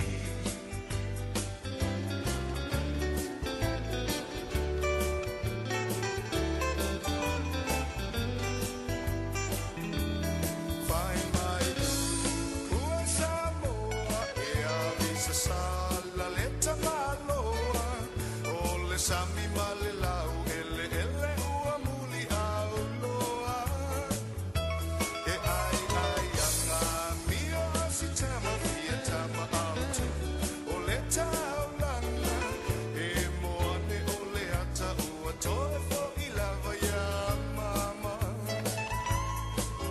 No to alua pele pele ina E pule oe I au whaina E pule oe I le ta whale To e pule foi oe tata amale O a ua peo ia e wha apale pale O lo tofi I tama I le langi Ona e maua lea o le pine E pine au roe I le ono sai To alua pele pele ina E pule oe I au whaina E pule oe I le ta whale To e pule foi oe tata amale O ua peo ia e wha apale pale O lo tofi I tama I le langi Yo e Polybite Express I lini vaingo la wuli no watu e whamala whimiru tun talo ling tulai tolu tala I vai whanua mai a leulua I ali aisha hu tulu vaingo telefon Ana whapea o se tangata I te maua se tino I tupe tele E te toi whaafo ia le nā tino I tupe Pe te whapea I wholoa o ia te oe Ia o a walea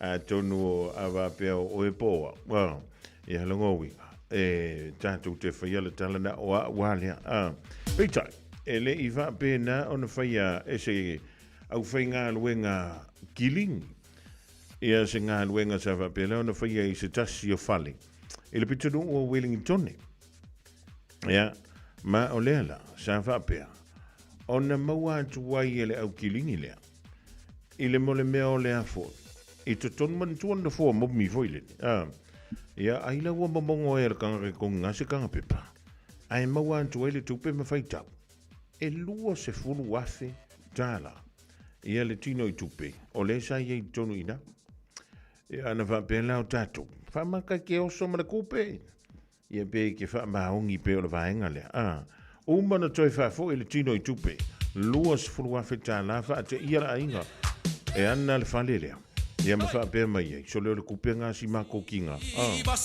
Ai sa wai tua ma le whaamtalanga na siaki muli muli le tino I tupe I le tausanga e lua afe ma le tasi Io e koe whafo I Ia pe halu no maraka kaira ngā kupe Lua se fulu wafe Let me kiss you now. To my lolima. Tau tala mai kia boai. I tau ina e loa. Oloa lopa lena. Te leia o le sami.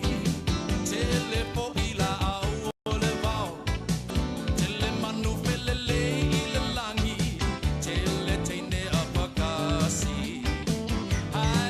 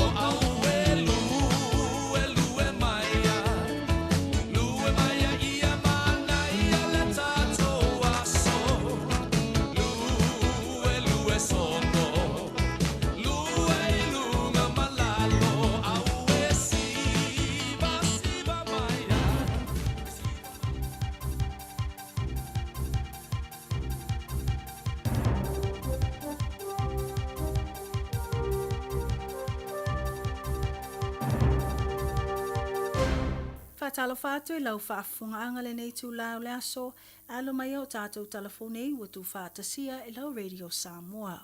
I talo to mua, ua lipotia mai nei le te o whaavā māloa New Zealand, le whina wina i e sui o le asosio tāwale afi o loli la o uta mamafa po le trucking industry, le mālo i le tatau wai lea o na toi ilo tū la whonum whaasalanga. Whaasanga ia i lātou e whaia ia loli la uta mamafa, mai tawina le whaonga pēi lungo ala tetele, a ua le toe saonga le mū. O te tū mālosi la sosi ina ia whaataunuina ia fuafuanga, talu aile mata upo e peonalia e mai il maliu whaafua se ia o se tasi o tangata, ono le whaatamala o se tangata whaipisi nisi, malona leu sta ia o ala e tu sai matu la fono ta avale, maloli e le tatau ona toiva ai o wheo ai, ma whaonga ilungo o wala. Mo le sila fiole ne mata upuna va ai le falpuipui o le ali whaipisi nisi ia Ashik Ali. Mo le tolu tau sanga, il molianga le fasio tangata paivalea. Pe ona whailo, o lea tangata malana loli la uta mamafa na afu aile maliu o se tasio tangata whainga luenga, a o whaatino ai ni ana ngā luenga. O le mea mata utia o le tele o taimina whaatonu inai Ashik Ali, i le tatawai o na AVS loa o lana loli le nei, o na ua mae o na whaia iai siaki a le NZTA, ma ua lea o ngā ona toi whaonga ina, ai panga ele usta ie Ali fautuanga ma whaatonunga, pe tai na o lona pelongia ai o le pūlenga, o le aia whaia ia fautuanga. Whaalia le whaululunga le National Road Carriers Association, e whailava sina vai o aia inga mata iala o lo iai le taiminei, mai le o mawhai le NZTA o na tau fia ta avale ma loli o lo o la tau tilo, wa le tala whea ngai o na toi whea ai ilungo au wala tetele. Ilo na iloa o le vai tele o ia tū la fono o lo o aia ia ngā luenga whaatino a ia au nanga, lea lava na mawai le avano a Shikali e whai lava lo na loto, ma o lea uai lava o na mawai le ola o se isi tangata. Ua taunu mai nei se reporte o whaamaumaunga le mtanga luenga o a onga, ua whaalia ai tū langa o lo iai le numero o whanau, na maua le restala moa o onga le nei tau sanga. Mai whaamaumaunga e o atu le valu se lau 5 ono afe, wha se lau 5 whanau a onga, na whaamauina o lato restala mai le masino o Iulai, 5 afe wha se lau 3, e maualunga atu ai nai lo le tau sanga tālu ai. Maua i reporti o le tele o whanau o restala e mai a onga maululunga, ma a onga loa tauina o mai whanau a onga tūlanga lua ma kolisi maululunga po le vaenga o ta o le composite schools. Ai whaatustusa atu ia onga tūlanga lua po primary schools lava ia, i to tono le atu nuu ua moli mawina ai le pa u mawalalo le numera. Whaalia e tolu afe valselau tolsu 5 whanau a onga, ua le toeva aia pe ua restala foi, e pe ona ua whaamawina le na o le wha se lau ono sfuma le ono afe, ono se lau varsuma lua ua restala ile nei tau sanga. Whaatusa atu le wha se lau fitu se fulu afe mo na tupu sa iai. Ma awai whaamaumaunga e salasala lava tu lango le alualua i lungo o inu mira, ma le whaititi ai fo i le tele o whaitu o New Zealand. Pe ona whaamawina o Aukilani ma Canterbury o lo mai tawina le alualu i lungo o inu mira ma ia onga tu langa lua. E mol mawina le tuititi o whaanau o lo restala i whaitu o Northland, Taranaki, ma whaitu o Wellingtone. Ta ua le au te lenga o le CTI o numero o whanau a onga o restala ia onga tu langa lua. Whai sina pa walalo numero o le tausanga nei, pe a whaatustusa atu le tausanga lua o lua tolo ma le tausanga lua o lua wha. Ai whaalia o ia numero e a fua mai le maualunga o numero tangata malanga mai to tono New Zealand. Pe ona maawaile o atu le se 5 afe, valu se lau, valu sumar fitu, anga i atu le se 5 afe, iwa se lau ona sumar tasi o whanau wa onga. Inisa tala o lipotia mai nei e le lete o whaavamalo o New Zealand, le tuwai o na tau nuu mai ai i Aukilani nei, o se tasi o walau pase se ilonga o ta o le Disney Wonder Cruise Ship, ina ua whetaya i ma se tasi o whaafita Aouli, o le leilo ai o se tasi o tangata mai lunga o le avaa, ma wana pa u ese mai le vaalau pase se. Ta ua i reporti o le tangata o se tama matua fitus fulu ono tau sanga le matua mai melepone au se talia, mai whaapena pa u lea tama i o ngā sami o le Tasman Sea, mai ta ua na tū lai lea mata upu le awhatono le tū lai wha, le wawea o le aso tōna i tāluai nei. Wha matala po le tū lai swuma lua na tō liliwa i lava le waa, e sa ili le nei tama matua. Wha alia ato le leile 5 i tū la o wha atino sa ilinga a le waa. Ma ua le wha o ngā e sui o le au waa, o lea cruise ship me to tia whanei o na po o ta ola thermal imaging e su ai lea tama peitai ele i manuia. Ta oi whamtalanga leo e iai le tartununga ua maliu sia tama. Na longo ina le sui o le au vaa le au pasese tu sai ma le wha le vlave matulanga ua iai o la tu sai linga. Mai tu sai ma le au malanga o le nei vaa la au pasese e pea ma le ono se lau le pasese na malanga mai mo se whainga malanga 5 aso po le vaenga ta o le 5-day voyage mai me le pone au Setalia mo au kilani New Zealand. Wata o le tolo po ai o le taunu mai o le vaa i New Zealand nga i le aso lulu o le nei vai aso. O se mata upo i loa le wha lia tele o le wha no o le toa tele o i lato o lo i lungo le vaa. Ai meisi o se tasi lea o malanga mulimuli a le nei vaa o le Disney Wonder mo le Trans-Tasman po whainga malanga i le vao au Setalia ma New Zealand. Ta o le taimi mulimuli o le a malanga mai ai le nei vaa lau pasesi au kilani mai me le pone o le aso torse fulu o Januari o le tausanga fau a o le a mata fuafuanga e whaatino whainga malanga a nga i atu i Hawaii. Mai tana mulimuli o se wha ea a o se mataatia. Le maua i le tamaitai o Anapela Polata i vao. O le whailonga tāua loa o tā ua le Equity New Zealand's Best Actress in a Feature. I le tufa ngā whailonga o le New Zealand Screen Awards lua o lua 5. O se whailonga ua whaalia ua ia mauaina ono le mata ina tele o ana tau mawhainga i le ata tifanga o le tina. Mo le sila fiana tu ina atu se tasio a tato report i se taimi wa sola, i le whitwhiri ai o le alawa tamaitai o Anapela Polata i vao. E sa ili ai se tasi na te mawaina le whailonga o ta o le 2025 Screen Personality of the Year. Peitai, e nā te le i mawaina le whailonga a wahamana ia o ia mo lana tau mawhainga le ata tifanga tina i lea whailonga o le Equity New Zealand's Best Actress in a Feature. I se ata whasala lau ma le New Zealand Screen Awards na mole mawina i le whaafetaia e le tamaita i Samoa le toa tele o tangata na ngalulue i le pueina ma le tūwha atasia ai o le nei ata tifanga o le tina e au fia ai ma le whaatonu o le ata tifanga o Miki Mangasiva. Ta ue Anapela. Talo falava, everybody. My darlings, all I have is thank yous tonight. I do. All I have is thank yous from my whatu to your whatus. Okay, look, this is a very, very big list, but I will truncate them all. I'll get to the point. The Brown Factory, Miki Mangasiva, Mario Ngawa, Dan Higgins, Efron Heather, 818, Madman, the beautiful cast. Piula Kohali, my son. I love you. Antonia, Jamie, Dalip, the beautiful choir who have all become my children. I love you all. Thank you so, so much. To the crew, the frickin' amazing crew. Auntie Na, thank you so much. To my parents, to my family, my parents who love their beloved Samoa, to allow us to have all the opportunities that this land has given me. I love you and I thank you so much. To Vela, my partner, to my children. No, it's Tom Man. No, don't worry about that guy. He's Niuean. I'm joking. To my family, my parents, I love you all. I thank you. Tina is the people's film. It really is. And lastly, I want to dedicate this to the late, great Bua Mangasiva. This is yours, darling. Pafitai tere lava, Emanuele po soifua.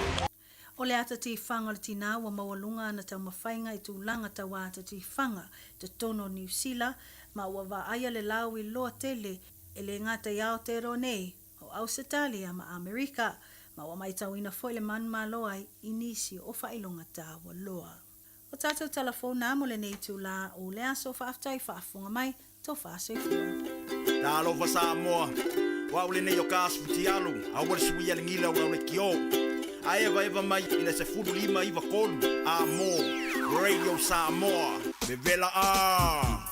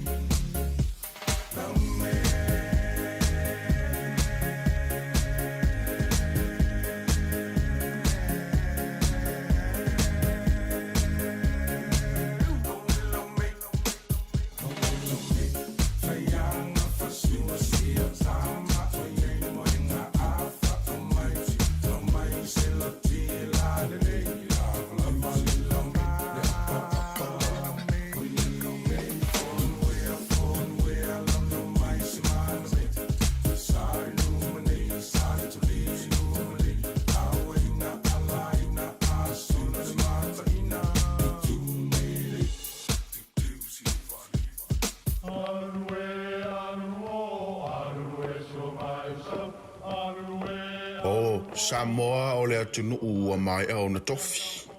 O le la au ua mai au ngā tātulanga e le to e tau au whangaina.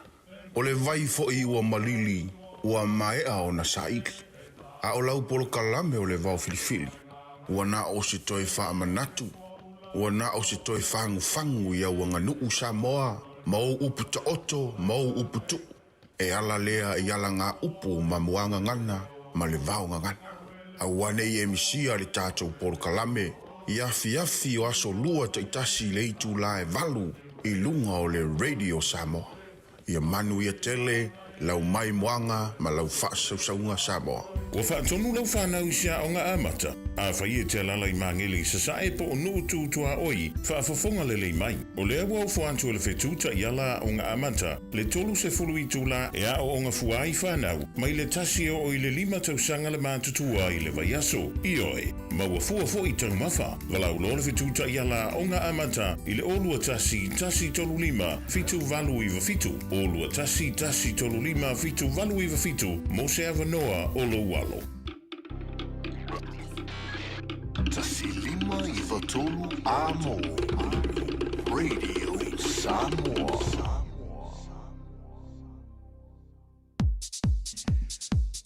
Lewa se anto le temi le wanti le Radio Samoa le rivango la Aouli fulma le 5 minute o te ne le July tolu i te fa telefon tuai e man tua la te le fana wa onga le dawo tu wa onga o le rifo ya so fu malo te mai tia mai o to wa mai la onga i le rifo ya so sa e tamle nei ya tar si sa i te le la onga fa mau le fu spa e to tono le ta vale la ya tu i ainga lo fa mai Lisio whaalinga lau tono mai lau official Radio Samoa le rivaing o leso a wā lavalo no fo si la fia.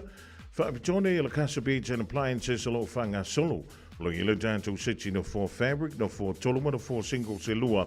Mai le iwan tala i le vaiaso, iwan tala i le vaiaso, e maua i lau siti no for nao le tuaingo le fabric, no for toluma, no for single se lua. O le moenga queen size mai le fitu tala i le vaiaso, fitu tala i le vaiaso, e maua i lau moenga nao le tuainga queen size. iPhone 13 se fulu 5 tala i le vaiaso, fulu 5 tala i le vaiaso e maua i lau iPhone 13. Ja, ma le wha tolo ona wha, Smart TV 5 inisi, lona lau tele na o le fulu 5 tala le peimeni i le vaiaso, fulu 5 tala i le vaiaso, e maua i lau Smart TV nai 5 inisi lona lau tele. A fiona i dai le whawhitu wha Great South Road i o Tahuhu. Ia bo le tolo fitu iwa Great North Road i dai Henderson. Walau iei le ovalu se lau lua 5 whavalu. Ovalu se lau lua 5 whavalu. Whailo iei ne whafonga le Radio Samoa le rifa sa launga. E maua tuai ia lau me alofa mai a Prince ia ma le au whinga alwenga a le Casa Beds and Appliances. Lisi nao tātou whalinga leu tonu mai le rivaengo le Aouli i le tuuai o a onga ale whanau. Whatalawan tuai ia upu ese taulanga whapefo ia papali sina leo malitina ia losalia. Le mafuto mai le rivaengo le Aouli dai Island Bay i le lau mua i Wellington. E mauto umalawa o le fantasi mai le tātou tautua i le rivaengo le aso.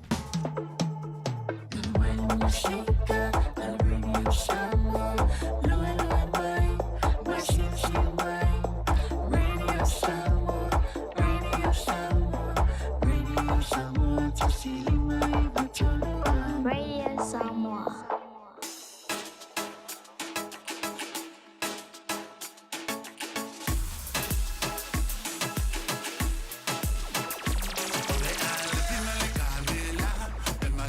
Ilunga le choafa, ola na tana vai fai sila.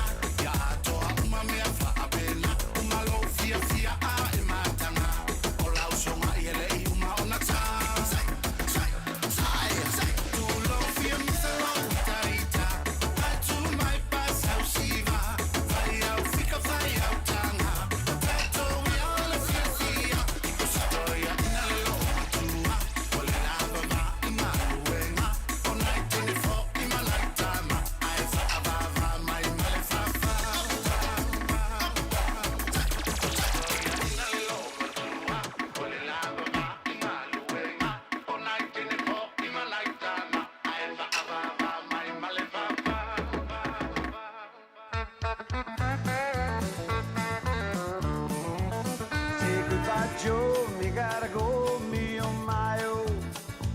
By Joe, I'm gonna be road down the bayou. Oh my Eve on the sweetest one, me oh my oh. Son of a gun, we'll have big fun on the bayou. Oh, jambalaya, crawfish pie, filet combo. 'Cause tonight I'm gonna see my Michelle Mio. Big guitar, fill for John and Big L. Son of a gun, we'll have big fun on the bow. So we are, feeling it in me manaya. If I'm alone, fa vela I pisse maya. Oh, matata pe baila ala million na ualava. Una sawia ta fa tofa uala valea. Fia teles fata olo ai matata. E tau si pele le olona va I fa fo matangata. Ti sa olo pe yo se meo ti fa mo oe. E telefiso pa fa una patapa a telefo I mamo. Oh jambalaya coffee pie filet combo. 'Cause tonight I'm gonna see my Michelle Mio. Oh, big guitar, Bill for John and Big L. Son of a gun, we'll have big fun on the bayou.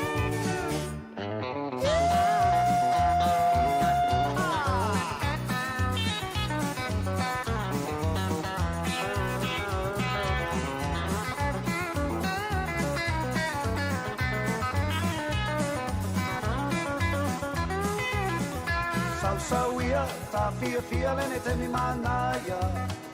Fa'angalo umau, fa'ala vela vea e pese maya. E matata ta pe baila ala a million na ualava. E funa sa we are ta fato fa ualava lea. E fia tele se pata ualoa e matata ta. E tau si pele le olona va, I fa fo matangata. Sa olo pe yo se meo te fai mo oe. O telefiso pa fa una patapa I a telefo I mamoe. Oh jambalaya, coffee pie, filet combo. Oh 'cause tonight I'm gonna see my Michelle Mio. Oh big guitar, Bill for John and Big L. Son of a gun, we'll have big fun on the bayou. Here we go. Oh jambalaya, coffee pie, filet combo. 'Cause tonight I'm gonna see my Michelle Mio. Big guitar, Bill for Joy and Big L. Son of a gun, we'll have big fun on the bayou. Son of a gun, we'll have big fun on the bayou. Son of a gun, we'll have big fun on the bayou.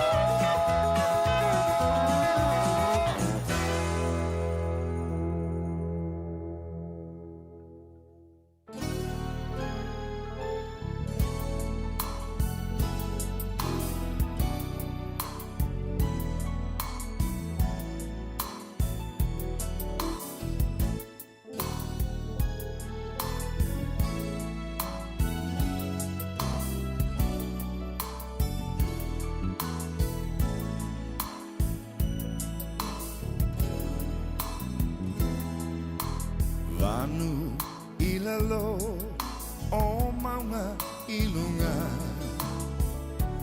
Mungala machi munga Onu umamao wa o tau wasa O fea e o rosali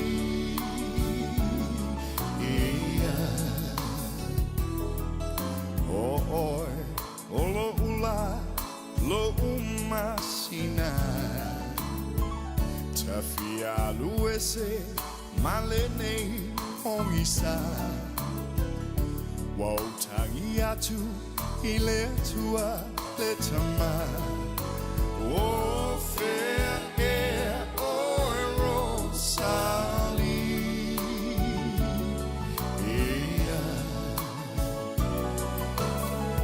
Tafia paya tu tafia the ai la upele o fea o iai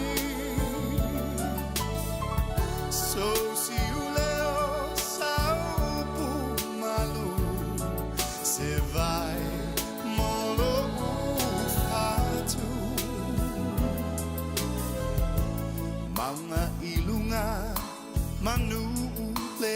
inga Polilo atuai o inga O ma faufaunga I aso uma O fair air o rosa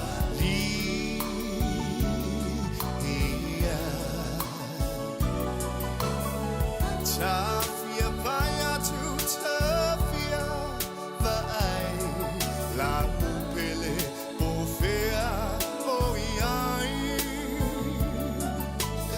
So si uleo sao pu malu se vai molo ufatu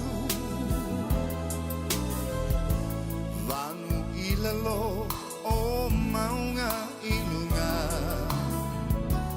Mungala machi munga Onu umamao wa ota wasa O fair air o sali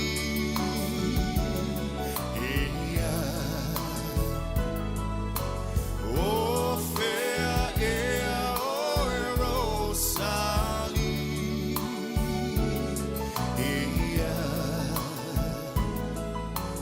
O fair air o sali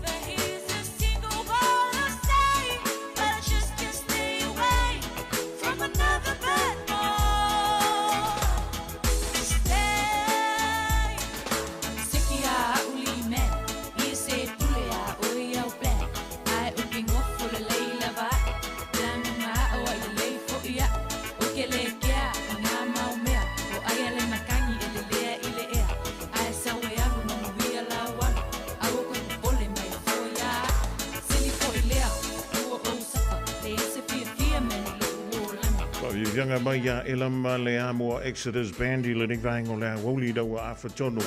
Ia le tulai tonu ia fi fila kanga le wa mawala tanto filo inga fo i le ni vaingo le Aoauli. Ia male vianga ia le pepe tala i lene le ni pule o le tautoma udanga a le DJ Sound le tono ni sila. Ia le kantua i leo le tanto wa ti au marketing fa befoi ia le talo fa voucher le pacific40.com. Ia wa la vai ia le tautua ino lo taupa ia. Malo o tau manuwa talo wha antoe lau whionga lau pepe malo ngā lue malo le whaile whaiva. Talo newa ia so lau talenga Fofogamua a talo pata foi pa anga le tātou po kalame malo lava le on sa ia leo toi umi lava Fofogamua e tātou aulia ki wisi mase matau sanga fo. Ia me se lau tātou se i mua tātou pepe malanga le whaile asunga fo alwa aso fo. Oi, soli. Lima se lau tala Amerika le pocket manema le malanga man toi foima.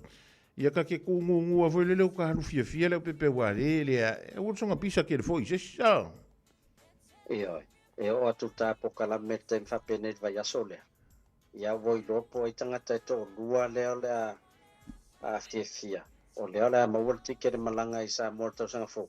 Ia mi se le pocket manin na we e tāua. Ia ele mwhen man malo pe a whai. Ele whanga ina tautu al click excel a fo ia le. Lima se lau tāla New Zealand po lima se lau tāla Australia pe sili atu. Ia pe whatau mai foli top up tolu su tāla man whalo lo. Ia pe whatau online. Ia mwhatino lava la po ina wau la tau mana la whaitatu se ia Fofogamua. Bana, ia lono winga tele avanoa ia a le ausia voi. Ia le tātou lima se lau le pe o le tāua. Ia o le top up pane mea vave ale au pepe au le whaakele voi o ngā whai o le top up. Ia o le tele voi nao taingo tono le se. To tele vanga le vili man. E sen top up ato la fo matupe. Atu vai. Ia e sa wai tele ua vanoa le wa iai. Ia e ko ia te me sa warta tu se e mo tangata voi le na tasialan top up. Ia senga pale. Matangata le na vai lua ia le loto le na umatua nei le mo lata e su 1 milion. Ia. Ia e interview mai fa mai. Ma toles fu tau sanga fatato e fatau ale sa pepa lo man maro. E kusa mara ko ingane wa korka usanga ko kongiranga pongis.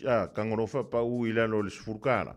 Ia e saulo malangu mela va so ke ngia vele ika. O va ia la ika ngai ke poko. Ia ole mantua. Al fenga o tato va pitoa nei Fofogamua.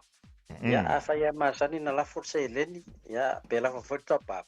Ia e pe o le whaupoponga leo se awala voi lele e tau ia ilo tautua ma a malo alofa nei o tato ainga. Ia a whaia ele manuia le tato se. Ia malia whenua ona na o le lua tato pepa malanga lua tato tai lima se lau Amerika. Leo la seina. Ia e toi fwele se tato se ila la whaia ila so lima Januari. Ia ngava au mai la tau ia la fose leni a te sema. Mari. Ia malaka foi top up ia te sema. Ma na ia tele nava no lo no wing. A misi mai se yo le vai fo. Ia le to mo la no. Ia pi ma na ia foi lo to malanga tu samo. Wo uma so fia le pe. Ia kau ngau ia samo ia ka ku yo ku mai fa fo. E alu te mine e pukso ava no e te malanga ia te sema Fofogamua. Ia wonua tala noa i tolu a whetwhawhe il pase se return ticket. Ia a pe lala na mana ia le ia tātou whailonga le watu e le rua whelua ono mai a Januari se ia pa ia Juni. Ia ina ia mawela no tātou ia whengaluanga New Zealand. Pai leise tai mi foi le lem whaiona e off. Wai mauti noa la wa umana puki ia mano longa ia le o asfia. Ia aile ia ilai tonu malanga i Samoa. Pe o le alal na lea e tua vanua tuel tātou ofisa. Ia e whatoa umale anga lau ticket i le aso tolu sfulo Juni. Il tau sanfo. Ia o la valte me fofua i lau whainga malanga ia e te alu e te whau Samoa. Ia bani vole da atupu mai foi se PV Samoa. Ia o lai whatangantanga atu lau se le ni voi le no zao. Ia malau pase se na wai pe iau nei Samoa. Lau pe pisoni. O tau tātou pase se le vai te mine. Ia ai waka urakalaka kuarkuaka e ka voi lele liski. Ele o toi tango fi. Ia ai tātou tausia ia. Ia o ai lava la manuia tātou se pasolia. Ia tātou tapu ai ma tātou patpatia ia le whamanianga Fofogamua e lātou.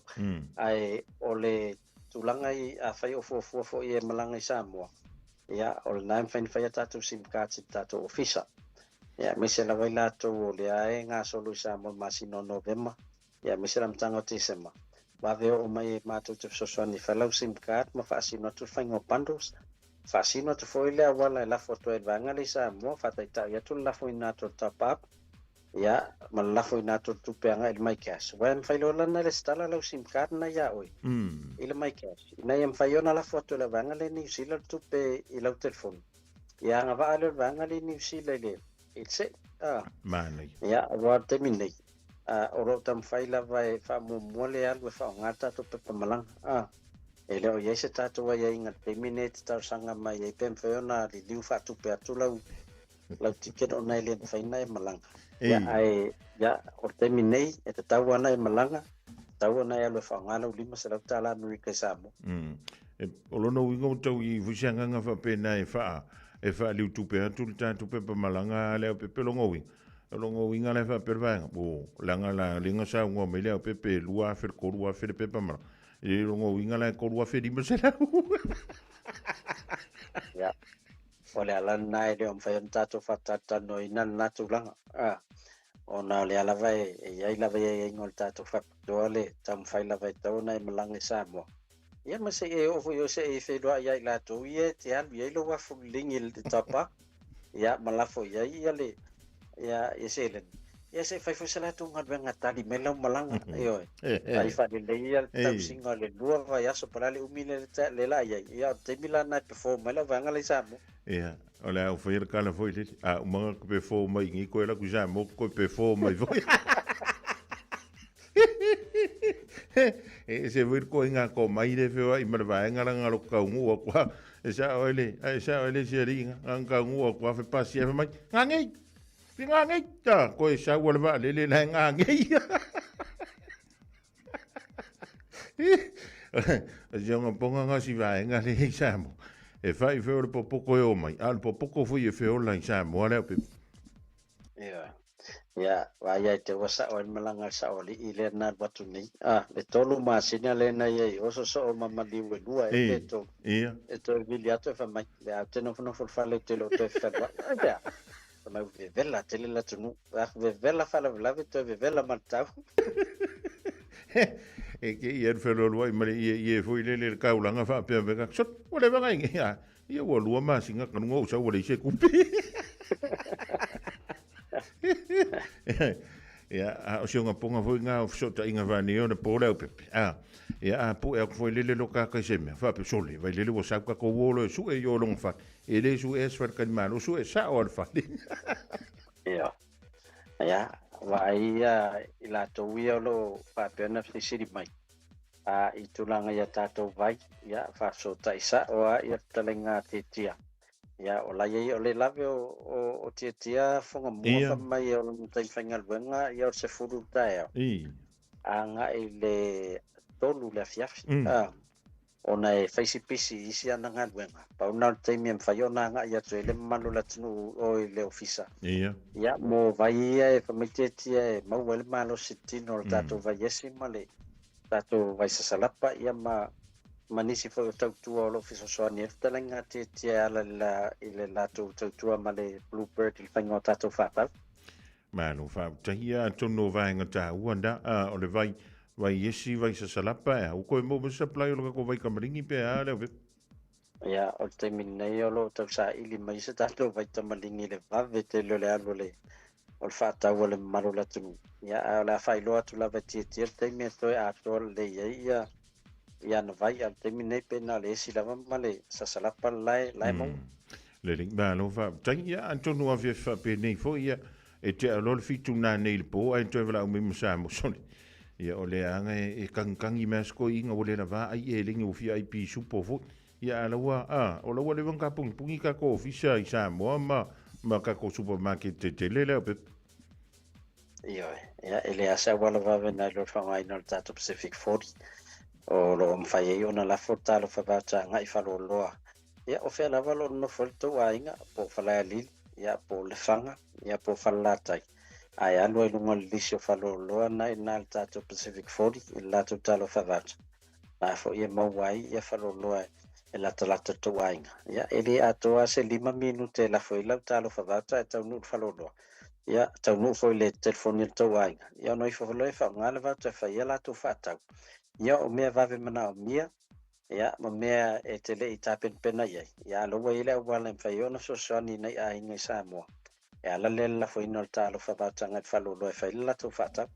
Ma lo fa taile pepe ia ni tu isi si vanga tau te fia sao no mfa da tu mai. I le vai so mulmuline o tanto ma tanga le basi no NOV mala tu. Ia masalo le mo se si update o le tatou pokalami ia a peona iai a isa sol neva yaso. Ia ai fa taila ma mo mato ava noa mo. Ia le wa u matu telo tatou fa manato. Ia se tai foi bala a so tai mele malo le tenu. Ia ona so so ne tu le iai a manu tele fa va mtiu te nefia. Tanto mai just se peore sao no ma we have sing on joy. Ia e fa so i foi mo le ting. Tai so fo. Le fionga ia le pepe tala lene le li pule o le tautumala o nanga a le DJ Sal le TL marketing fa pefoi ia le tanto pepe tala o loa now le Pacific o le talo for voucher e te mawelunga le penga te whai langina a le pacific40.com o lewa Joyce fulufitu mala fa midute o le tale o leitu la e wha. Radio Samoa Tasilima i Batolu Radio Samoa. Tasilima tu amo.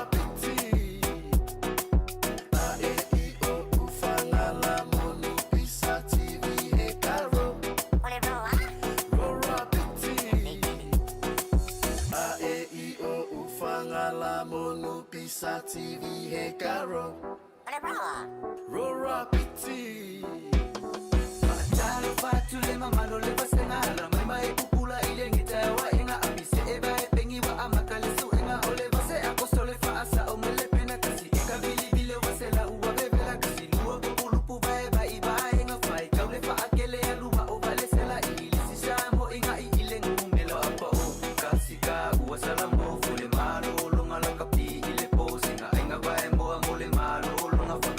Siki pipili yuka e malo ole ato e fa waitalo e ole si ele leile a anno I ole ile o so ile ma alili ole ufu seba ai petefo what it tell what all the time ni fa fanga va yen fanga it's my la nga asa ole fa la ole longo ole tau longo a e I o fanga la mono pisa TV e caro ole bro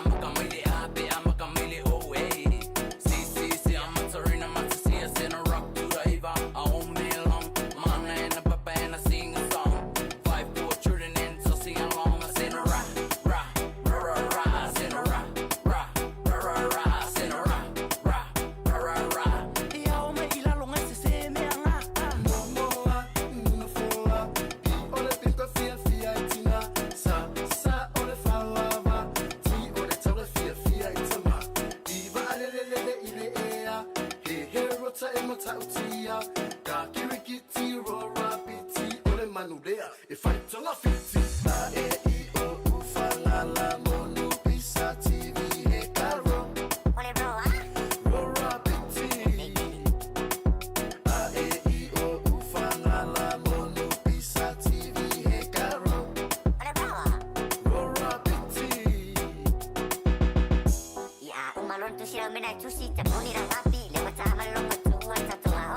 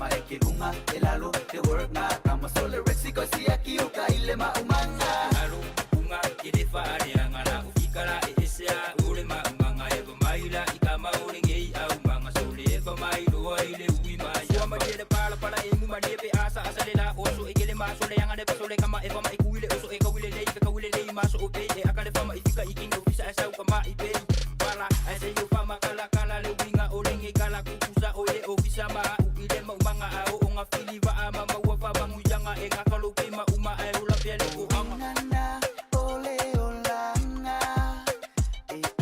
ese unga lava tangata kilunga elalo de work na kama kilunga elalo de work na kama kilunga elalo de work na kama sole resiko si akiuka ile maumanga alo unga ile fare angala ufikara esea ule maumanga yego maila ikama ulengei au manga sole eva mailo ile uima yama ufisa pe faima umanga kausi ainga pe ola maka ase koefa alongo mai kama ya komai papunga ma pa ufanga ugo silifa afe ange ule maumanga wa ingo eke ile pala eke po ya encho ile olanga kilunga elalo de work na kama kilunga elalo de work na kama kilunga elalo de work na kama sole resiko si akiuka ile maumanga aloka amua mumai madepua salua ole umufa akali le malanga alaba makuweka maisi au paka wa uliparu sami headshot ile tua belangi aingi popaka magipa lolo wangu moe vai ai kamaka ngumu ile sami sole mala para oka maiki Samoa mangui ale malanga kilunga elalo de work na kama kilunga elalo de work na kama kilunga elalo de work na kama sole resiko si akiuka ile maumanga alo unga ile fare angala ufikara esea ule maumanga eva maila ikama ulengei au manga sole eva mailo ile uima yama. Just think a minute. It could change everything.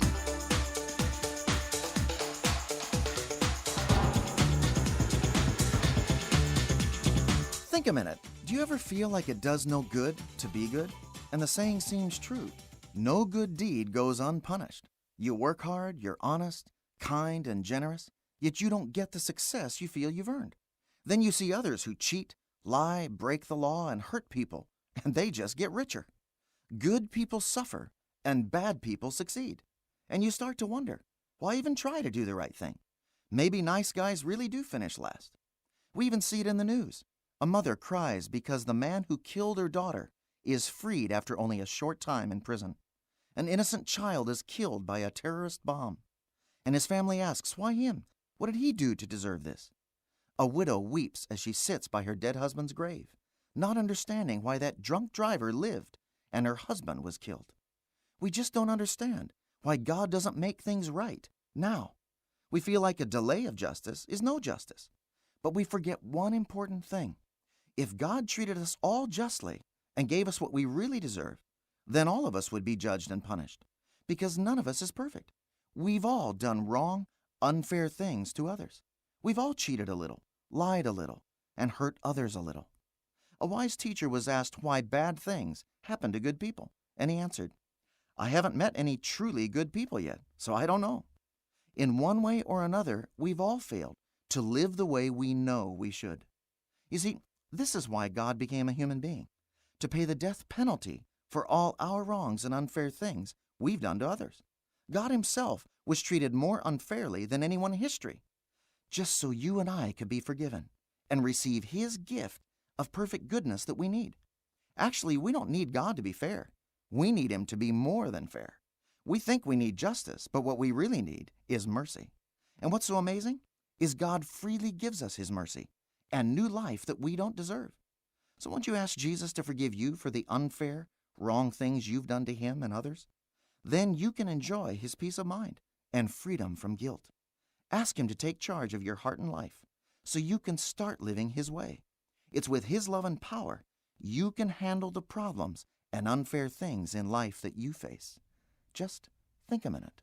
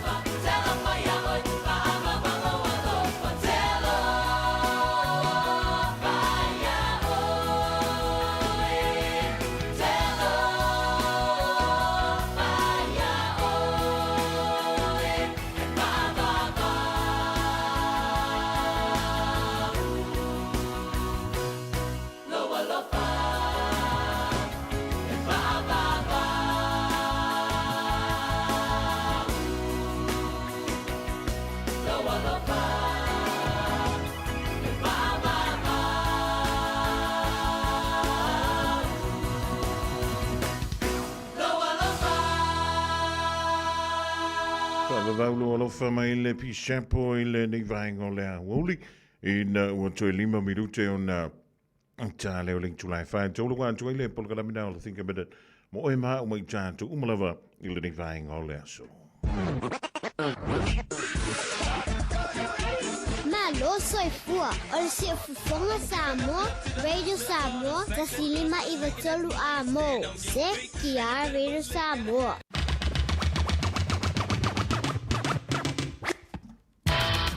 Mole tui langa ka whau tik tele Samoa mo le tātou mautanga mai le Aoauli ana le lasi o le me fōle dei teimi le jafi. Ala se ngana wale tau tamali I le tātou mautanga e poto ale tau tai e le teimi sasi e lana. Ai alo fale tōma te te antu lau tau soifua ma le bantu wala I le asfua antai au. E tue whilo ai fwy lema whitapa I lunga peau mangalungalo. Le mangalo so leo I lau titi whaitama o le sunga I le pali tele. Leo saunga mailo na sa tau te mafuta. Su yele fianga yali antou savema le polkalame o le nganga ifo faiva pe mai antou tala mai tunu o le Pasifika ma tunu o le lalolangi to pena mai yele faltua ia Miriama lol ala la toa po mari au I matangi loto tulia maru tele lo wanso soifua I le so pa I lau pusa fuala au na wa avantu soifua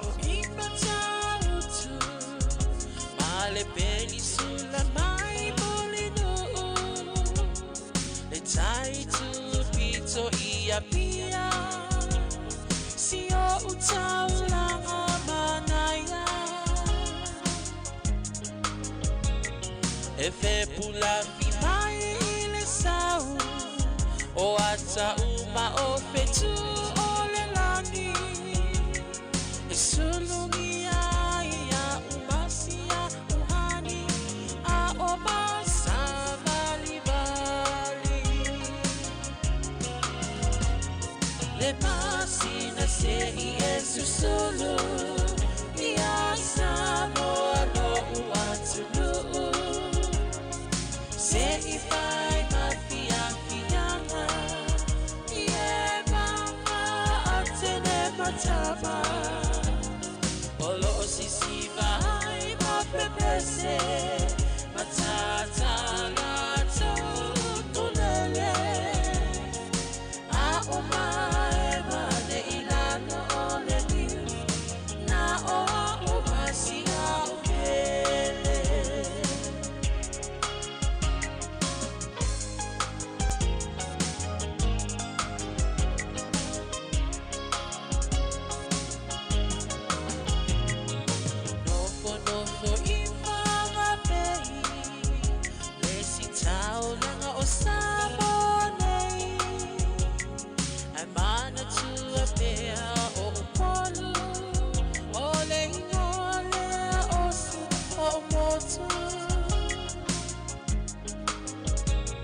Ele mafai nanga ona ngalo Le tape mali o vai singano Olo onofo ai tine matama yung alona awala lau papa Le pasina se Yesu solo Ia Samoa no uatulu Se ifai mafia fianga Ie mama atene matama Olo osisi vai mapepese Matata lato tulele A oma e mane ilano ole dio Na o umasi a ubele